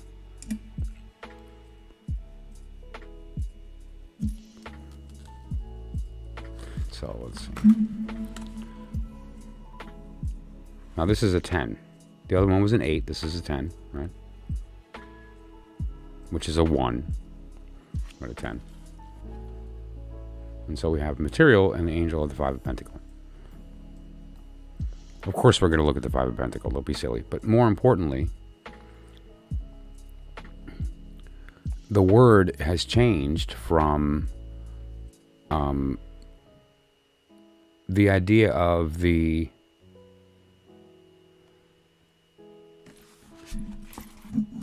it's kind of the idea of the ebb and flow. It's kind of the idea of expansion and reduction, right? It's the idea of taking a word into a sentence or a sentence into a word. as opposed to permutation. And so we went from the idea of expansion and reduction into the idea of transformation. Just very interesting as far as what these two words mean in unison, right? And so that's very cool. And now let's try another one, right? And so, well, let's just do this first, right? So 431, let me put it in the chat here. Okay, so 431 equals, let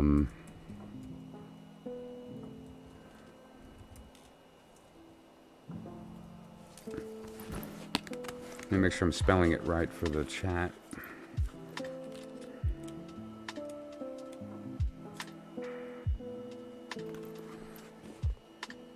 Yeah, well, I did it the Anglo way. I put a C instead of a Q.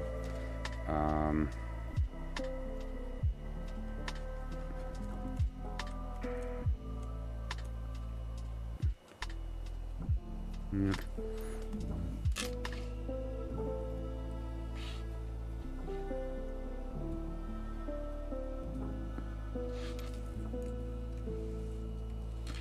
Okay. And this material, 5 of Pentacles.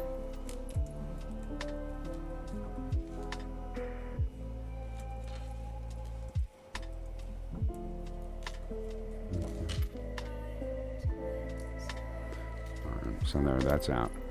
Okay, so let's check out that other one. That was really cool. That was insightful, right? And so let's see. 3. The principle of vibration. Okay. Nothing rests. Everything moves. Everything vibrates. So Nun Resh, Hey Mem, Hey Vow.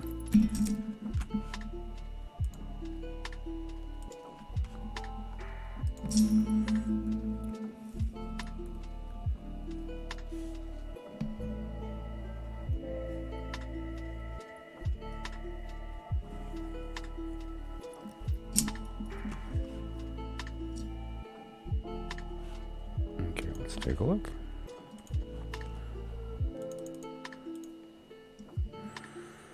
Yeah, nothing rests, everything moves, everything vibrates. Okay, so let's take a look. First, we're going to start with Nun, 50. Resh. Hey.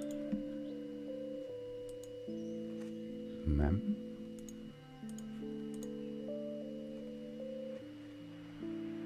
Hey. Bow.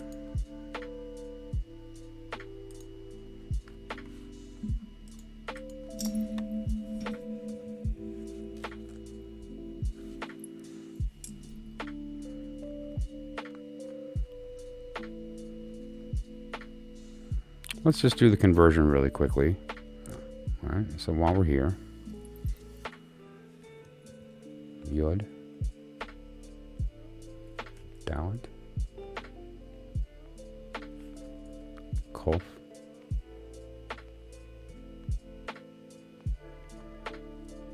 Kaf,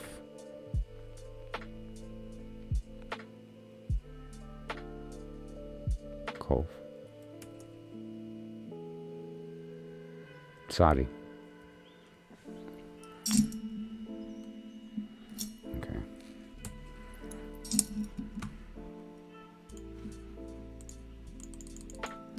One more time.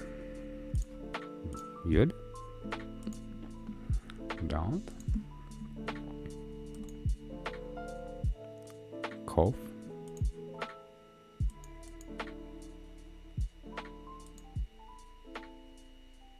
Kaf.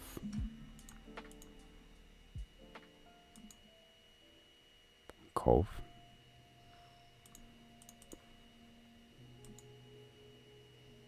Sadi.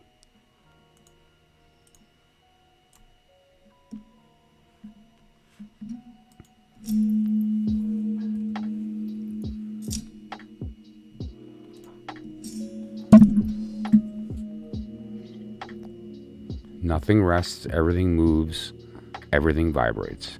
Equals 306. The Temurah on that is 324. So let's start with the original. Nothing rests, everything moves.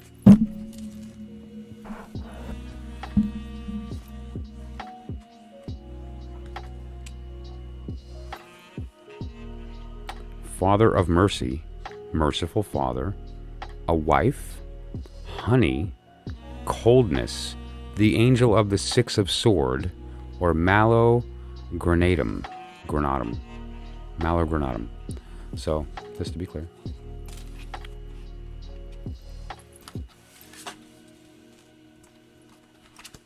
This is nothing moves, everything vibrates.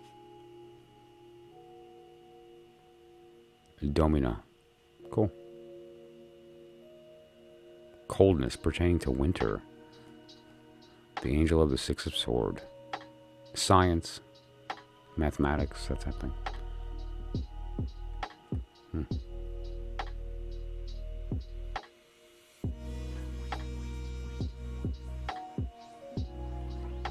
Now, what is Virago? Woman, wife, Virago. I'm not sure what that means. Asha. That's how you say it. Honey, cool. Let's look at the two opposites too and see which one of these is more relevant, right? Are we looking at honey? Are we looking at domine? Are we looking at a woman or a wife or a merciful father? All right, I'm not sure. Let's take a look. Because what we have next is 324.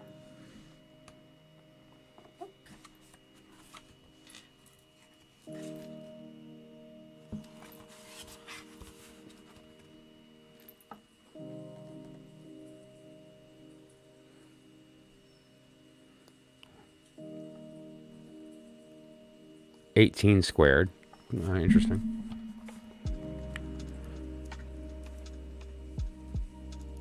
They both equal 9, which is interesting too, right? It's almost like the one 306 and 324 is like 2 is taken out of the 6 and Shekinah. See number 314.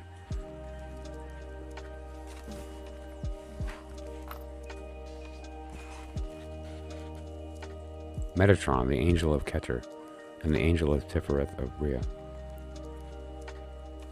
Oh, when spelled with a yud after the mem, it denotes Shekinah. Okay.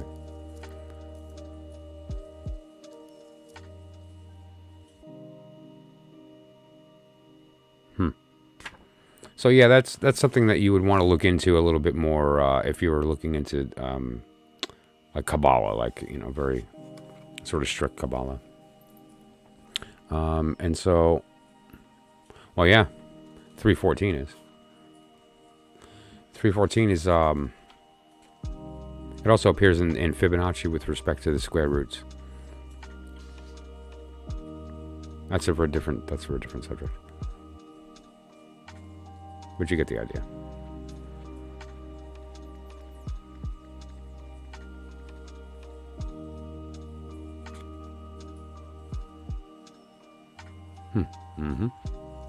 Very cool. All right, so yeah, you get the gist. The idea here of chance is but a name for law not recognized, equaling Notarikon, which is very cool. That's just very neat. I mean, really consider what that means. Like, what is law not recognized? It just means that you have to look a little deeper, right? And then you know how to. Oh wow, cool. That's definitely playing with toys, right? That's cool. And now, does it matter? Is there any meaning in the fact that 11 minutes from now is 3:14 when we were mentioning it, and 11 is this holy number? Of course not. It means nothing. But it actually means a lot, doesn't it? It actually means a lot. Because what it is a pointer toward the truth. It points at the truth, literally. And, you know, we do have the ability to transform that into a knowing. That's the whole point, right? Excuse me. But so, there's a number of ways that we can interrogate our universe, right? And tarot is certainly a very effective one when you're looking for details, but it's also important to be able to find it everywhere, right? Just in a word, words spoken on a television commercial that you just happen to notice, or you're walking through a shopping center, or you're getting groceries, or you're online somewhere, and you hear a conversation and you happen to pick up a couple of words. You'd be surprised.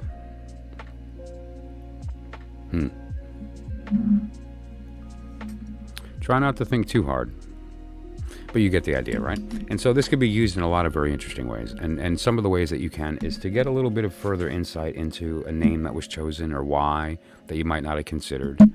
And obviously you can take this to many different levels. Swap the first letter for the last letter of the alphabet, and then just go down the line that way, or swap the first to the last and go inward. Like, there's a lot of different methods for changing these numbers up, and each one has a very different and dramatic effect in some cases. What we're really trying to do here is to point to that one truth, and what we're really trying to do is to shed some light on these connections. But that's really what it's used for, within respect to the magical work.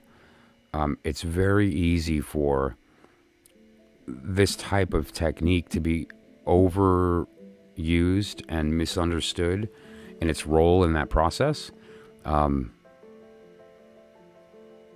It's certainly powerful for things like talismans and things, along those lines, and certainly things like seals, when calling entities and these types of things. But don't forget, using seals to call entities is still playing with toys, right? That's not the work. It does point to it. And once you have fully integrated the one truth, those then become very valuable tools that allow you to, now that you understand the language of yourself, they become real tools. So they're not playing with toys any longer. But until then, it's almost faking it till we make it, right? But at the same time, there's real knowledge that can be gained through this process. And over again, we've demonstrated that through this kind of random grabbing of things and rolling with that. So there's something I wanted to read tonight, a very quick little one-pager from I don't know if you've ever heard of Manly P. Hall. If you haven't, you should look him up. It's called The Secret Teachings of All Ages. This is one of these books that is probably responsible for getting a lot of people interested in seeking. It's kind of a compendium, or it appears like that at first, just a compendium of different topics related to esotericism, occult sciences, alchemy, so forth. But it's much more than that, because he actually goes pretty in depth in some of these subjects, and there's some value there. So I very similar to the tarot, I like to grab a random page, almost from the respect of like a bibliomancy type of technique. And so I decided to do that today, and I pulled it, and it opened up to the Book of Thoth, which is great. And so I thought, I got to read this and see if it's relevant for tonight, and if it is, I'm going to read it. And since I'm reading it, it's relevant. And this is it. It's a short little tract. That's it. And when I read it, I thought, wow. Like, really? Now, you can maybe say, okay, well, you can grab any random page in this book. It's so broad that you'll find something, right? So let's just go random here. Tree of Life, Tree of Knowledge, Good and Evil. Okay, yeah, you got me. Applied Masonry. The Seven Wonders of the World. Okay.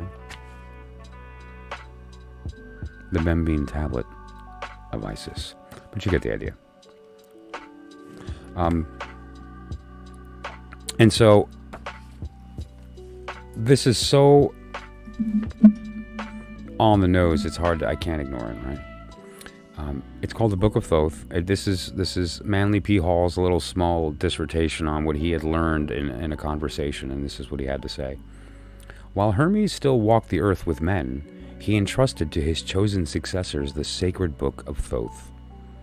This work contained the secret process by which the regeneration of humanity was to be accomplished, and also served as the key to his other writings. Nothing definite is known concerning the context of the Book of Thoth other than that its pages were covered with strange hieroglyphic figures and symbols,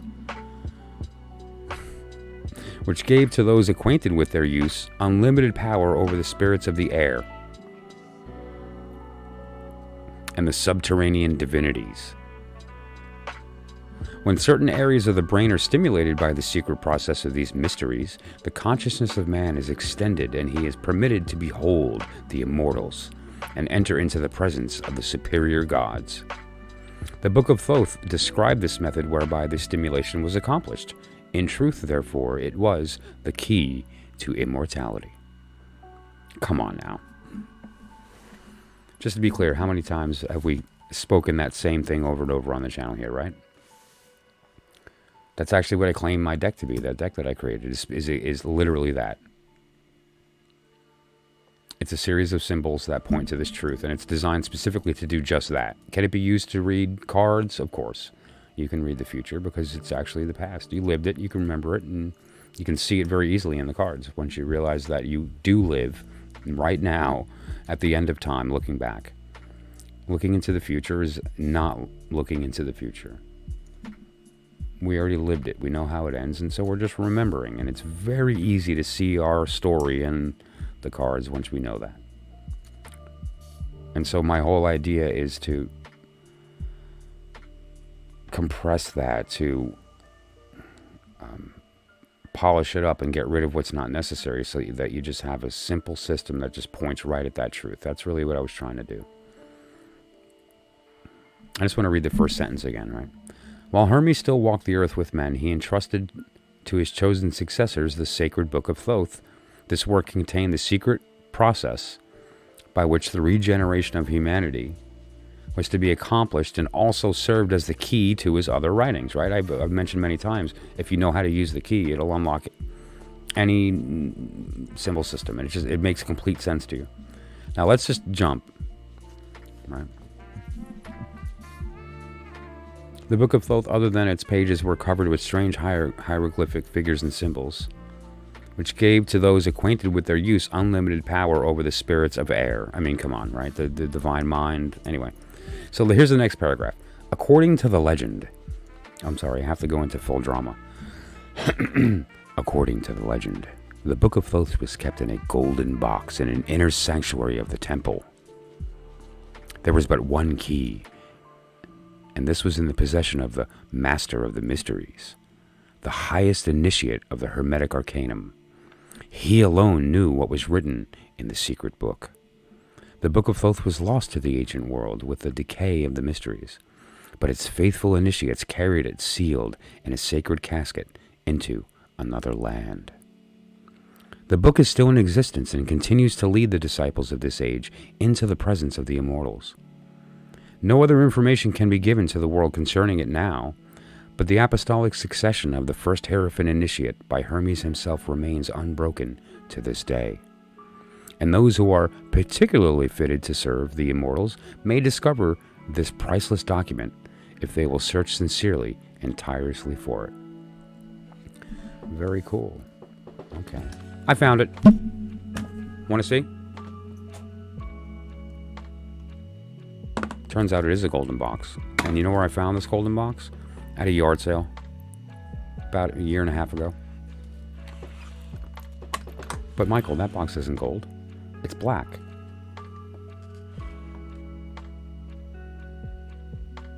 Hi there. What is that? Is that a mirror with a little swirl? Almost like there's something falling and then going through this and that. Anyway. Alright, and then here's my deck. I mean, come on. And what is it? It's the key to the sanctum.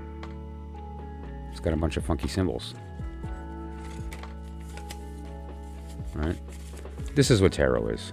Tarot is a series of symbols that are designed to do one thing, and what that thing is to wake you up to that truth. Why? The real why is all that matters. Because it gives you access to all knowledge. The past, the future, the now. From various perspectives. And of course, the only one that matters. But you get the idea, right? And now what are we talking about here with the swords, right? We're talking about the sword being divine mind.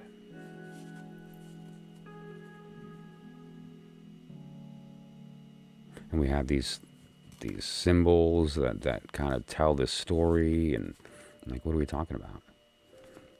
All right.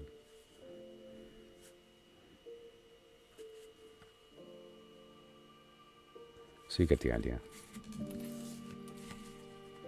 And it's really kind of beautiful, you know.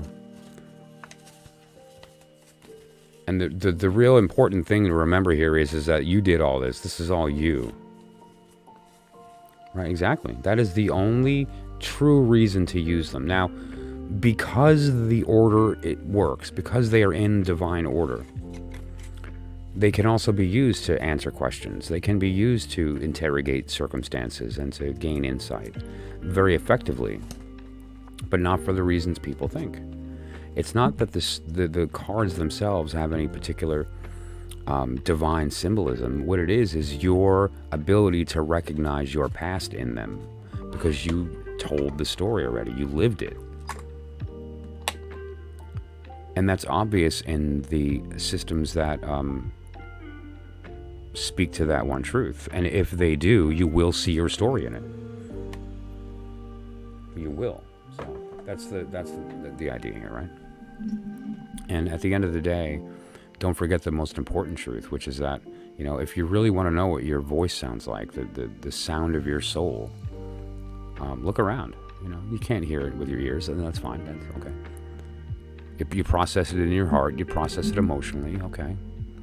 But what does it sound like? Well, look around. This is what your voice sounds like in color and light. Now, don't process that mentally, right? We've always talked about that. And with my deck, I mentioned, like, the sword is depositing divine mind into our hearts. So just look around and feel the fact that that's you talking.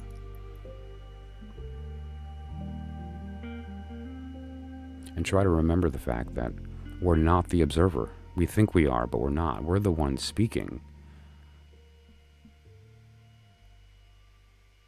We're not the observer, and we're not the thought that's being observed. Just look around.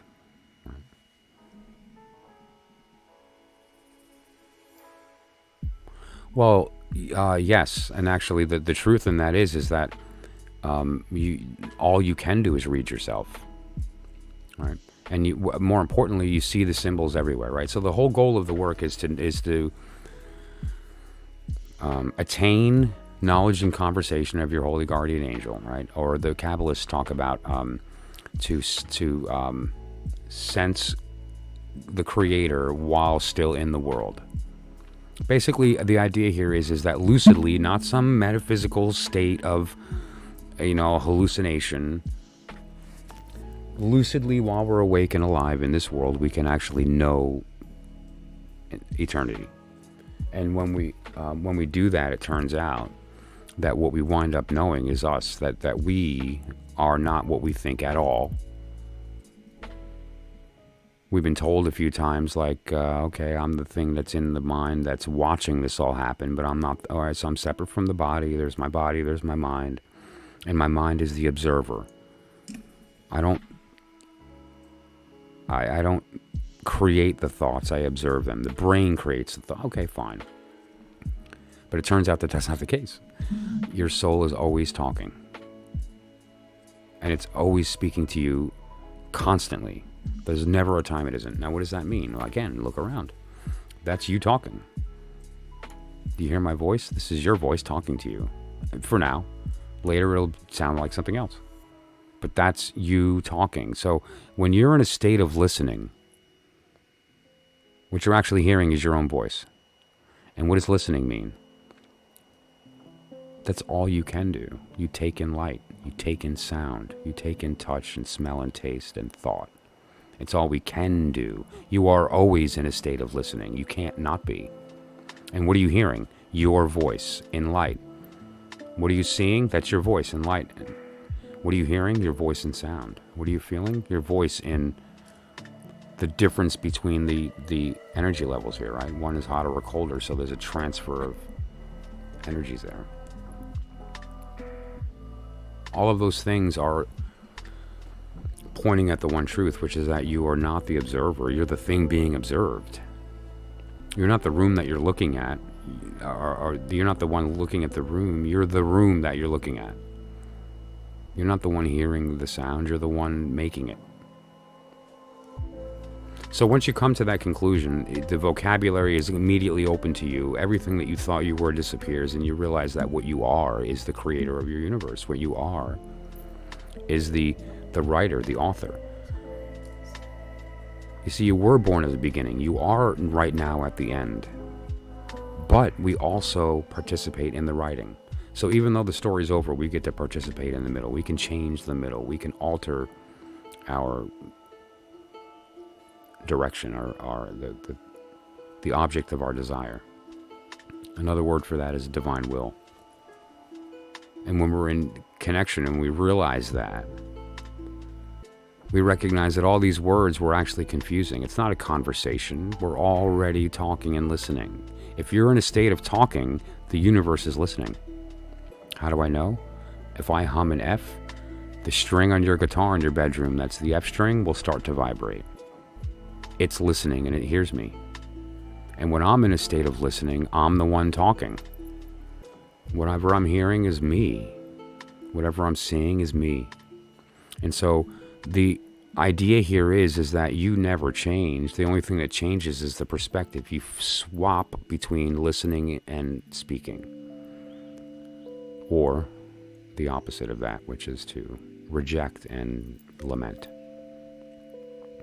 But the point is that we can flop that perspective. We can change it back and forth between hearing and listening, and then when talking, bestowal. Now, but Michael, you've mentioned many times, we can't bestow, we can only receive. True. However, there's a magic in that, isn't there? Because we can bestow through the act of reception. If all we're able to do is receive, then maybe we can give by receiving. I mean, it seems logical since that's the only thing we can do. So how can I give by receiving?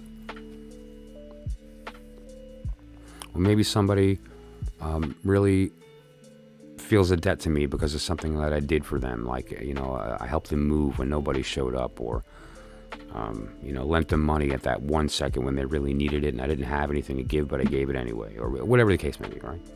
And they feel like they want to reciprocate that. And then I receive that gift back. And it makes them feel so good.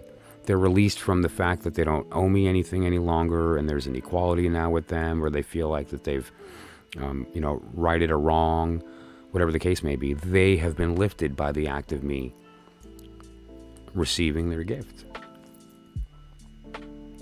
And so what did I do? I fulfilled the only thing I can do, which is to receive. Yet I bestowed upon them the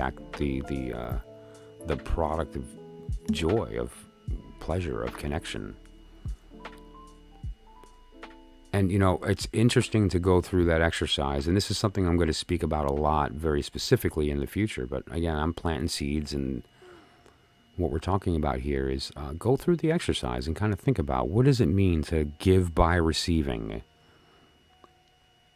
To receive by giving is the ultimate sin. Oh, here's $5. Oh, I feel so good about myself. You've done nothing. That's not bestowal. That's pure selfishness. Let me make sure everyone sees how much I gave, right? So there's a difference between giving by receiving and receiving by giving. I'm just going to catch up on the chat.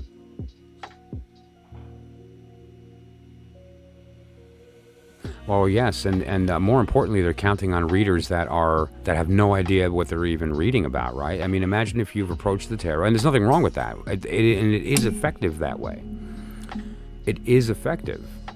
However, it's not the goal. And There's certain people who believe, and my opinion on this has changed over time, that you're not even capable of reading the tarot until you've achieved knowledge and conversation, or soul talk, or, lots of words for it. So, the idea is, what are we doing here? That's why I live in the truth and secret space. That's where I work. I work in the truth and secret. So when someone comes to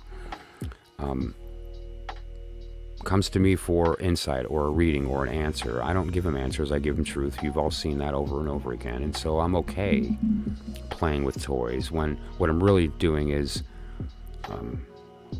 just like if I hum an F and that string vibrates, right? I'm vibrating a piece of their spirit. I'm vibrating a piece of their truth that begins to activate just by speaking the truth to them, talking to their heart.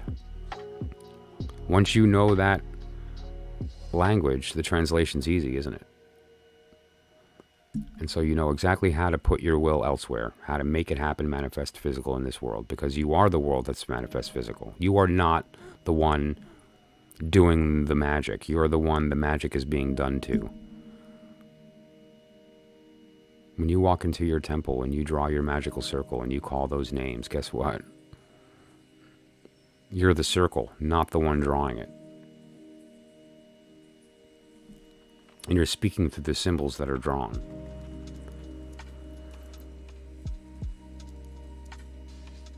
Right, very much, Luana.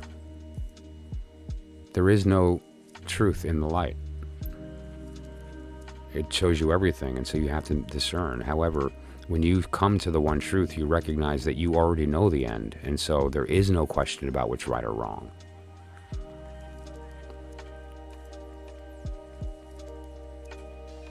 You get to actually play with it and say, I know this is right, but this is going to be more fun. I'll do right later, and find that balance.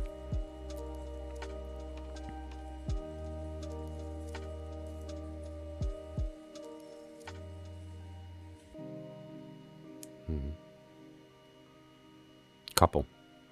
I have a couple. There's my public one. This is public. This is not, there's no magical work in this. It's not,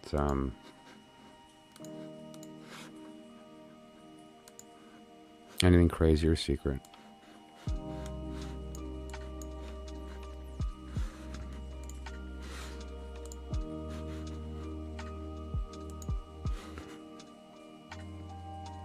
You'll have to pardon my mousing skills. They're not great. But you get the idea. And there's various others that are much more complex.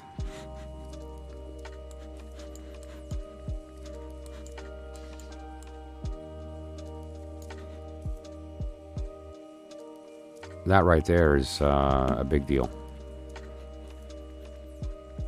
But anyway, only to me. And to one other intelligence. All right. What do you think, Ardo? You tell the truth.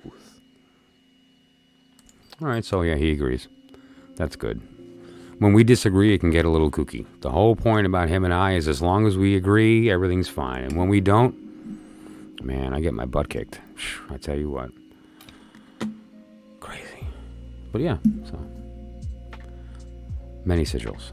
The sigil determined, or is based on the work, right? You know how many sigils I've created and burned, melted, drew in using a lighter and just looked at it in the burnt of my vision, right? And then it just fades with time, that kind of thing, right?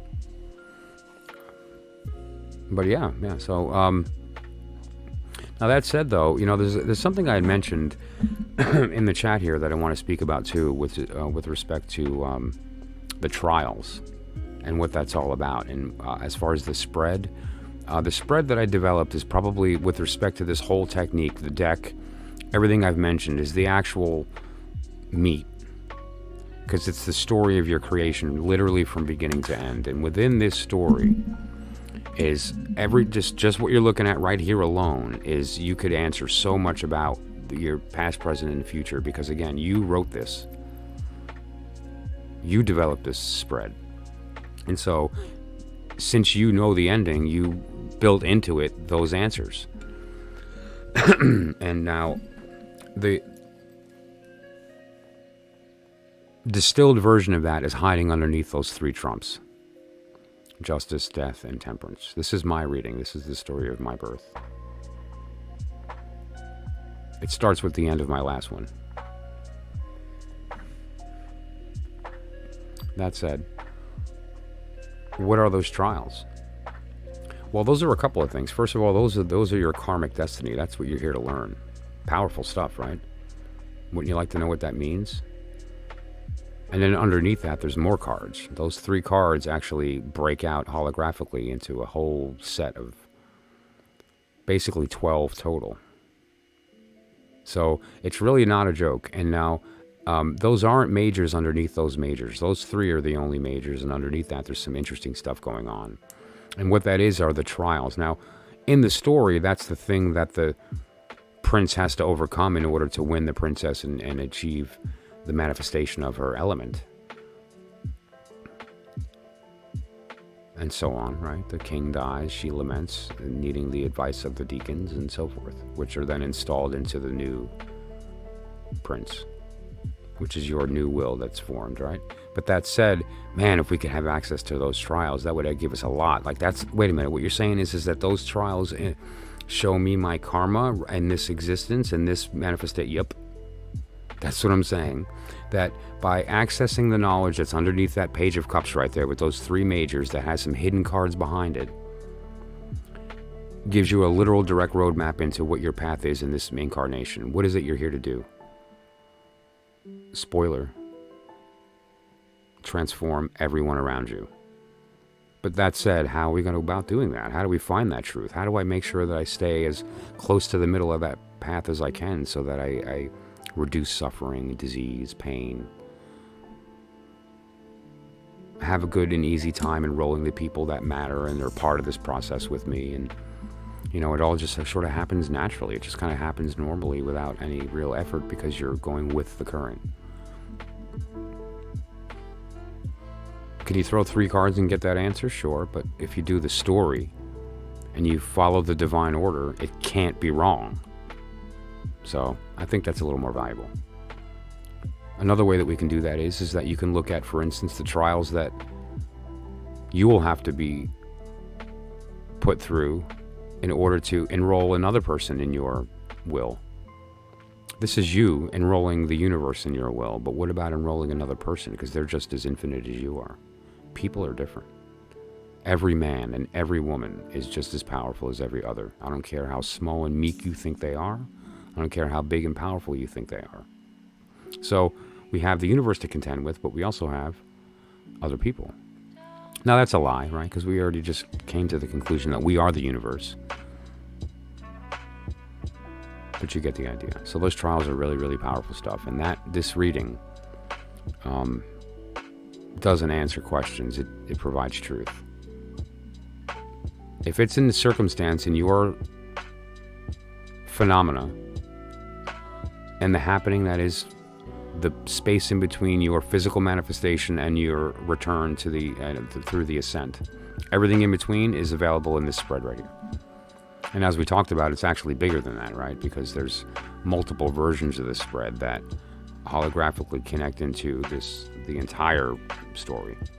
The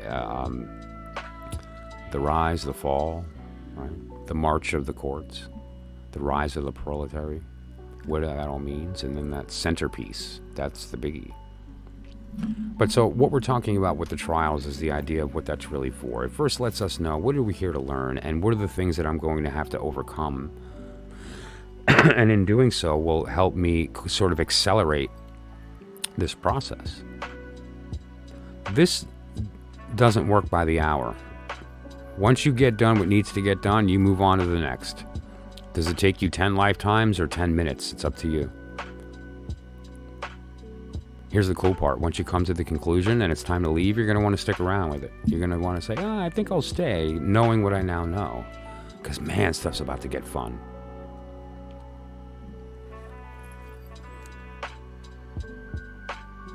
The trials are a biggie. The qualities of the advisors to the queen, too, that's an important component there. And how those two things talk. But just looking at the idea of what are the things that we are already destined to face lets us cheat on the test. Which is fine. It's okay. There's no shame in that because we wrote the test. So, okay. I'm just going to kind of leave it there, and then we're going to expand on that more over streams. And anybody who's working with me, there's a few people this week, in fact, that are going to be experiencing this. Anyone that's working with me on that spread, one-on-one, private, individually, we're going to set the story, tell the story, and then in the second session, go through the higher world of the descent version of that story, and then the lower world ascent version, the lower world, higher world ascent version, and then the truth, right? So it's basically a 5-session telling of your the beginning and end of your creation, which is the beginning and the end of the next, and so forth. But having access to those trials is everything, because that's where all the truth is. Anyway, that said, I haven't gone to my notebook today because I really only jotted down a couple of things. It was a very, very busy day and I had so little time. I have no excuse for being awake right now. I slept 3 hours last night. I probably lay down at 5 a.m.-ish. Clock went off at 8.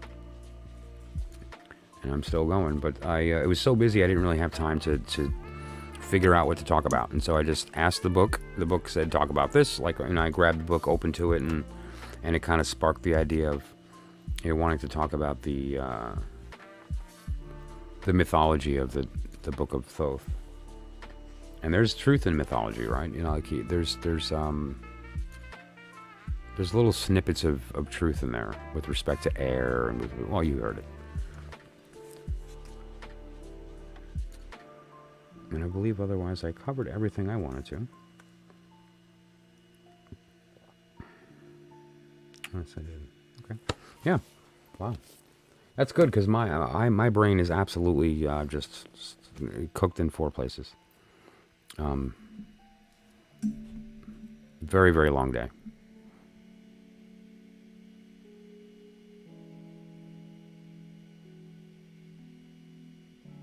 Really? Yeah. Well,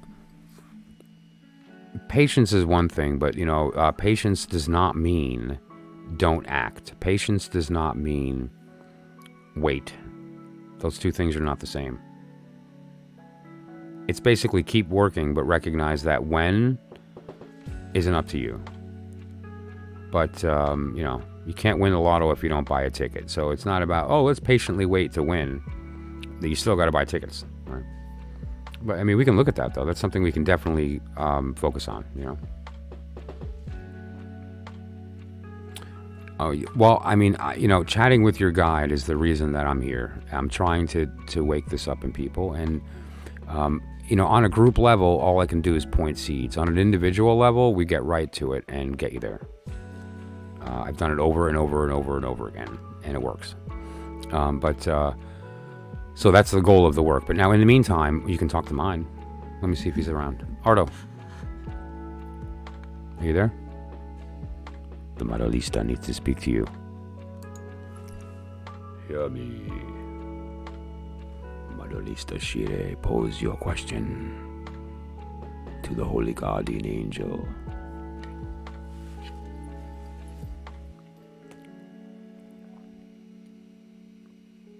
I am your guide.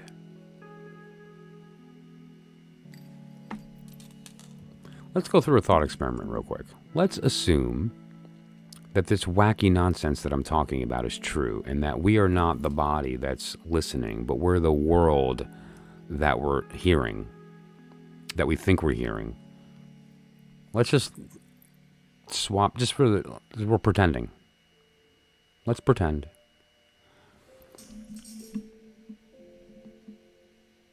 And so that when we look out into the world and we see the light that we're taking in, that's actually us speaking. And that the thing that's observing is the God.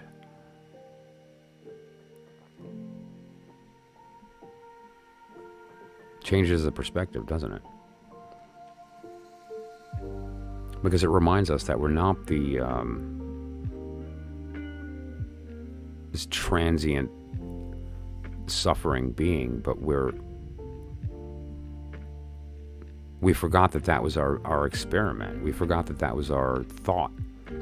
Like, what do we need to do if I measure this cube and I do my length, width, height, and then go, oh, but what about a fourth dimensional cube of the same area in 3D space? Well, that's crazy. What are you talking about? I don't know how to do all that nonsense. Well, it turns out you just need to add another number. X, Y, Z, W.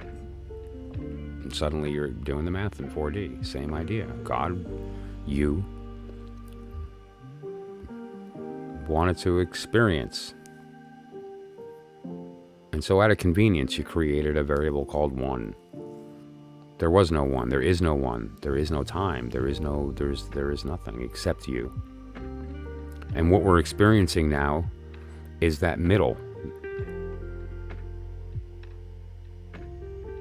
And so we think that that's all that there is. But the reality is that no, we're just doing what we're here to do. This is why we did all this. This is why we created the variable. Why we decided to speak the universe into existence. Why did you do it?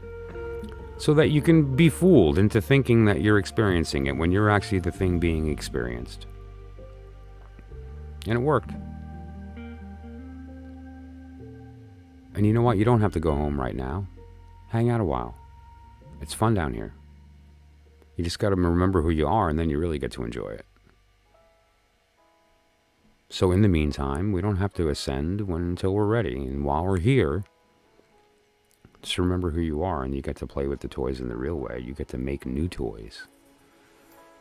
You get to invite friends over.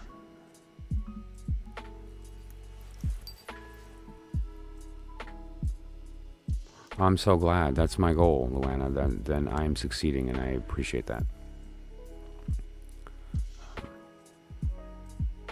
And I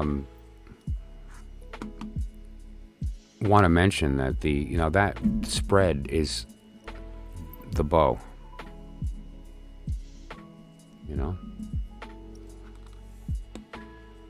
Understanding the trials, understanding where you are in that process. Are you still courting yourself, or have you already won that and you're in the process of lament? Are you in the process of working with the advisors? And which one? Are you about to finish your conversation with the last one and move forward, right? Like, there's a lot of questions that could be answered in there. Which sentence do you talking about?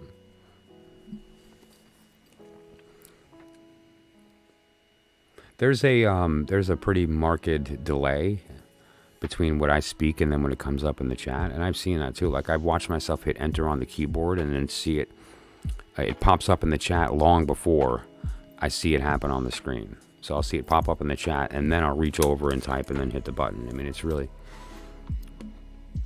Let's test that.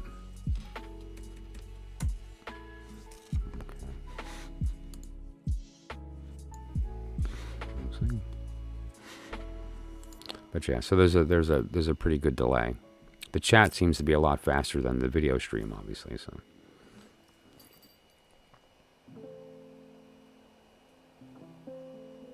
But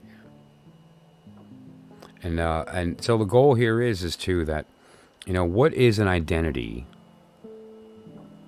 but a vocabulary that we use to speak to the world, right? To tell it who we are. Well, that's what it's doing right now. And so when we hone that, we can understand it. Look what we're taking in. There's so much to take in. But not really. Once we understand the concepts of this language it speaks, you get a feel for the accent. And you can almost look at a space and just say, okay, what's the predominant color? What's the predominant shape? Is it soft or angular? Or what's the predominant element, right? If you've studied feng shui, you can kind of get a vocabulary for elements within our world, right? Like the physical. Wood, metal, what does that mean? Water, and what does that have to do with money? These kind of things. Positions of power, the flow of motion and all these things. But, these are all just vocabularies. These are all just identities, right? And so as we hone that vocabulary, it gives us access to things that we couldn't normally. We get to have conversations we wouldn't normally. But now, here's the secret. Over and over again, I've mentioned it. When you're in a state of listening, listen with your heart, not your mind. And when you're in a state of speaking, speak to the heart, not the mind. So that's it. When you're in a state of listening, i.e. want, listen here. When you are now enrolling the universe in what you want to manifest, speak to the heart of the person you're enrolling. Speak to the heart of the thing that you're trying to convince, because you're just convincing yourself, obviously. And so the way to communicate with that properly, how do you communicate with divine mind? Through the heart. How do you communicate with divine heart? Through the mind. How do I know that? Because I have the code. It worked. The order's correct. That's why it works. And that's not the real reason why it works. The real reason why it works is that you lived it, so you know the story. So you can easily look at that spread or any of the cards, and you can find the truth in it right away. So that's what it's all about. That's all. And now how to do that on an individual level is different for everybody, and so it does require a little bit of conversation, pardon the pun, and through the conversation we can kind of elicit this response, and I've done it over and over again. It does work.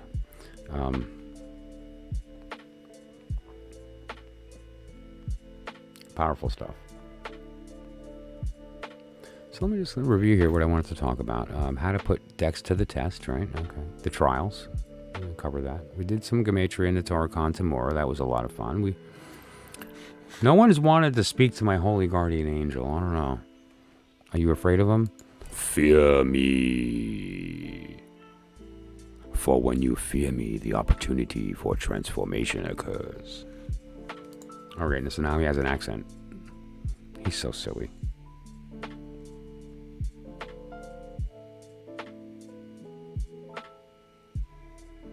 Yeah. Yeah, that one rings, right? It really does. And now don't forget the truth, right? Again, like we're both at the same time. And again, this is not two separate entities, one talking, one listening. Like you approach the mirror and then recognize, wait a minute, I'm the one person and there is no mirror. That's literally, I'm not talking and I'm not listening. I am at the beginning of time. There is no end of time. The beginning never stopped. And I am imagining all of this.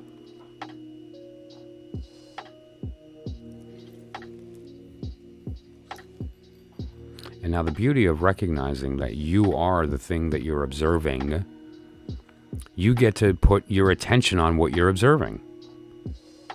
So just to be clear, you are not the observer. You're the thing being observed. See this rock? Well, now you're a piece of amethyst.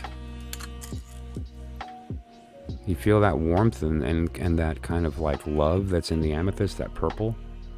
Because you are this right now. You've turned your attention to it. Therefore, it's become you. But now you have to feel that emotionally. Feel that in your heart. And then you'll know it.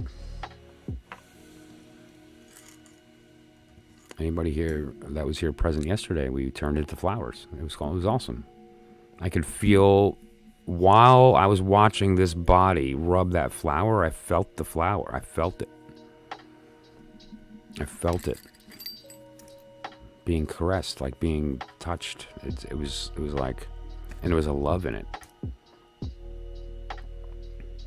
So you get the idea.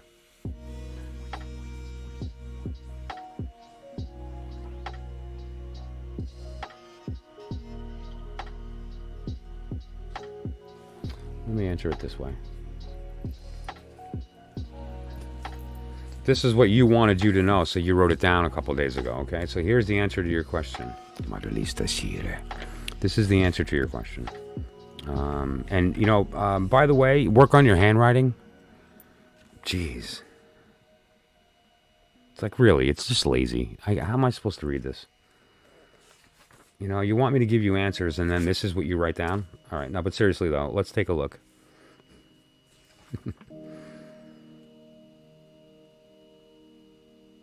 First of all, here's what you're looking for. I think this is an important distinction.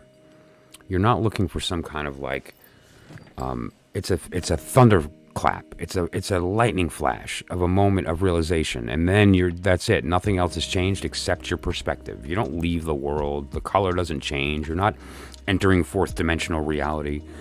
What you are is finally realizing whose lens you should be using and which lens is real. That's what happens. So I think one of the reasons people find it difficult to actually walk through the door into the sanctum is that they're waiting, they're expecting some knowledge to be the answer. There are no answers, and the answers don't work. It's actually just it's like and then you're awake. You just know it from that point on, and you'll never go back. And when you know it, you start to hear it. The conversation it's always happening, and so it just happens.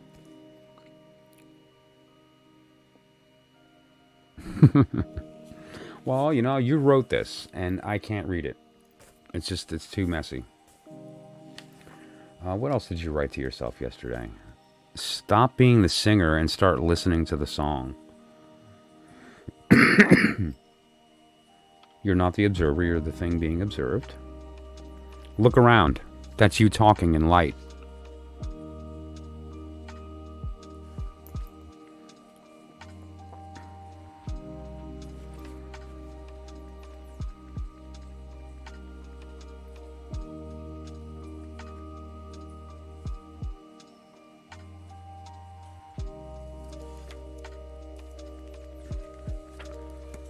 You know, we've gone back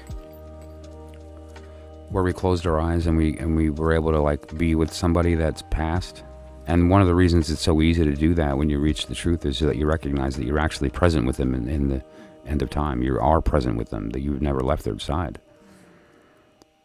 But now you can swap that lens.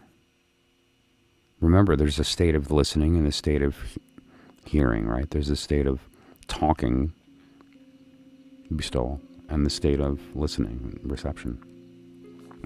When we're listening, the voice we hear is ours. Whenever we're listening. And the opposite is true. Whenever we're talking, the universe is listening, and that includes the people we want to speak to. That includes ourself in the future, that we want to enroll in something that we want in our future. Okay? You know what's really great about this process? 100% of my streams are channeled. I have no idea what I'm actually going to say. And when I go back and hear it, good stuff. Hales, how's it going? Yeah, my handwriting is awful. That was the one thing when I was a kid that I got in trouble for the most with my teachers. I just had horrible penmanship because I didn't care. All right. I care now. But not when I'm writing super fast just to get it out before I forget. Alrighty, well, it's getting to be about that time. So let's just throw a card here.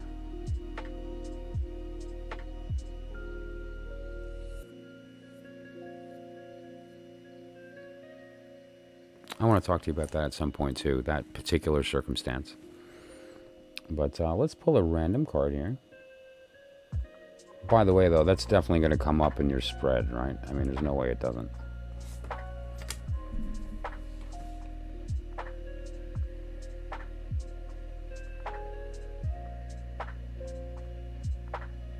This is my card. Well, it's my deacon, at least. You know, it's this is my birthday spread, and so you'll see that 10 of wand on the bottom there. That's my personal deacon for the day I was born. That's Saturn in Sagittarius. But the card, so I know the card very well, and the card that we get here is the burden of willfully carrying other people's wills because you feel like that you'll benefit from it in some way. But now we know the truth, right?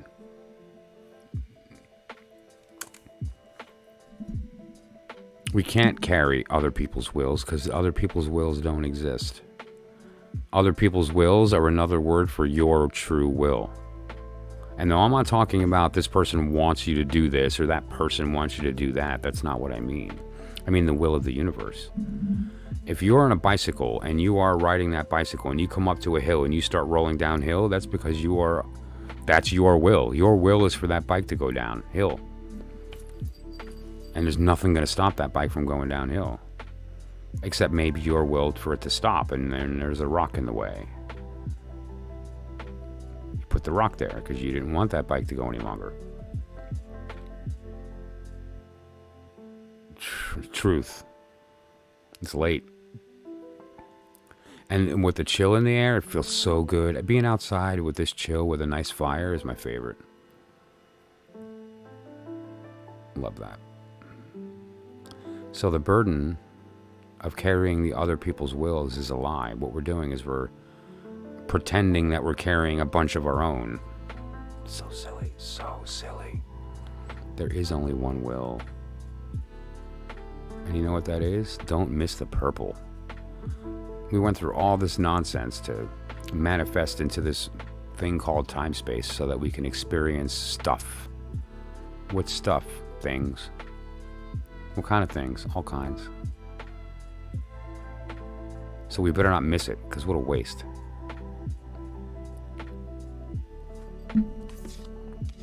Drop them. Drop every one of them. They're not serving you. And you know what happens when you do that? Go back to the Transformation of Fear. I have it in my one of those playlists. I think I have it in This'll Wake You Up. It's called Transformation of Fear. That's what you do with it.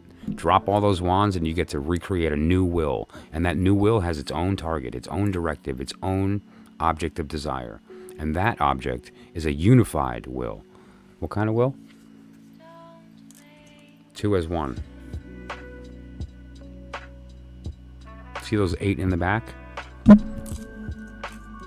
You know what those 8 in the back are? That the holy 8? That's that spinning thing I'm always showing you guys, which is the unification of the counter rotation of the descent and the ascent at the same time. It's a lie. You never left. There was no ascent or descent. This is the unification of both wills, and those 8 in the back, they can't go near you. The only thing that matters is the top and the bottom, the 10 and the 1, which are just the same thing, one spiritual, one physical, that think they're separate.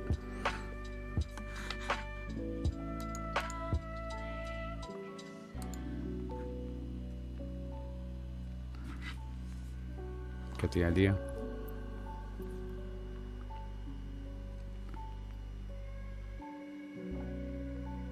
In the words of Forrest Gump,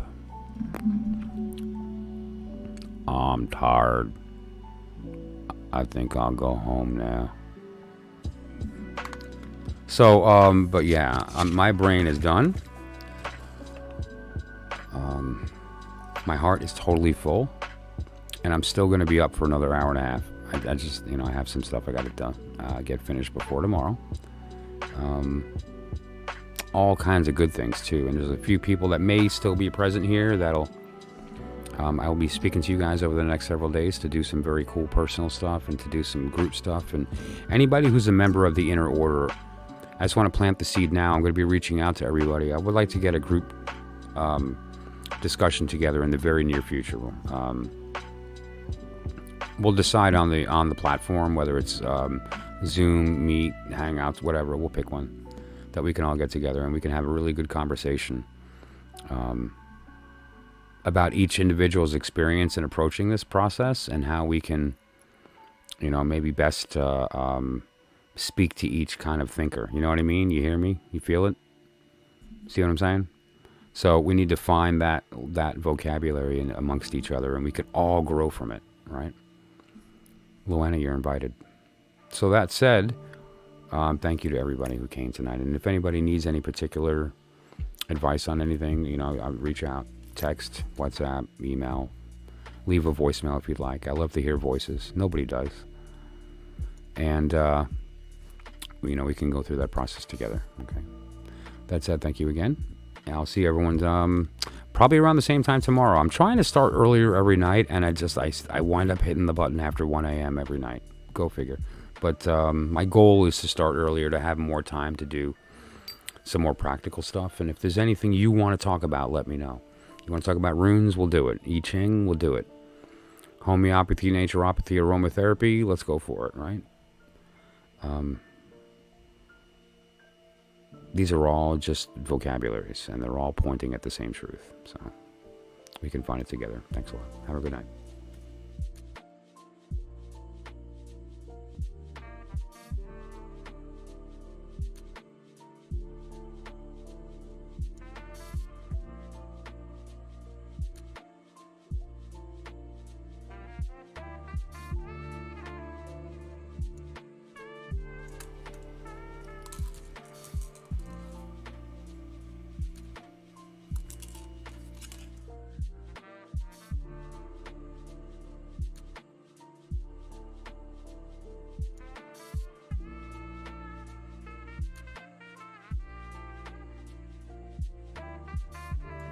I am you.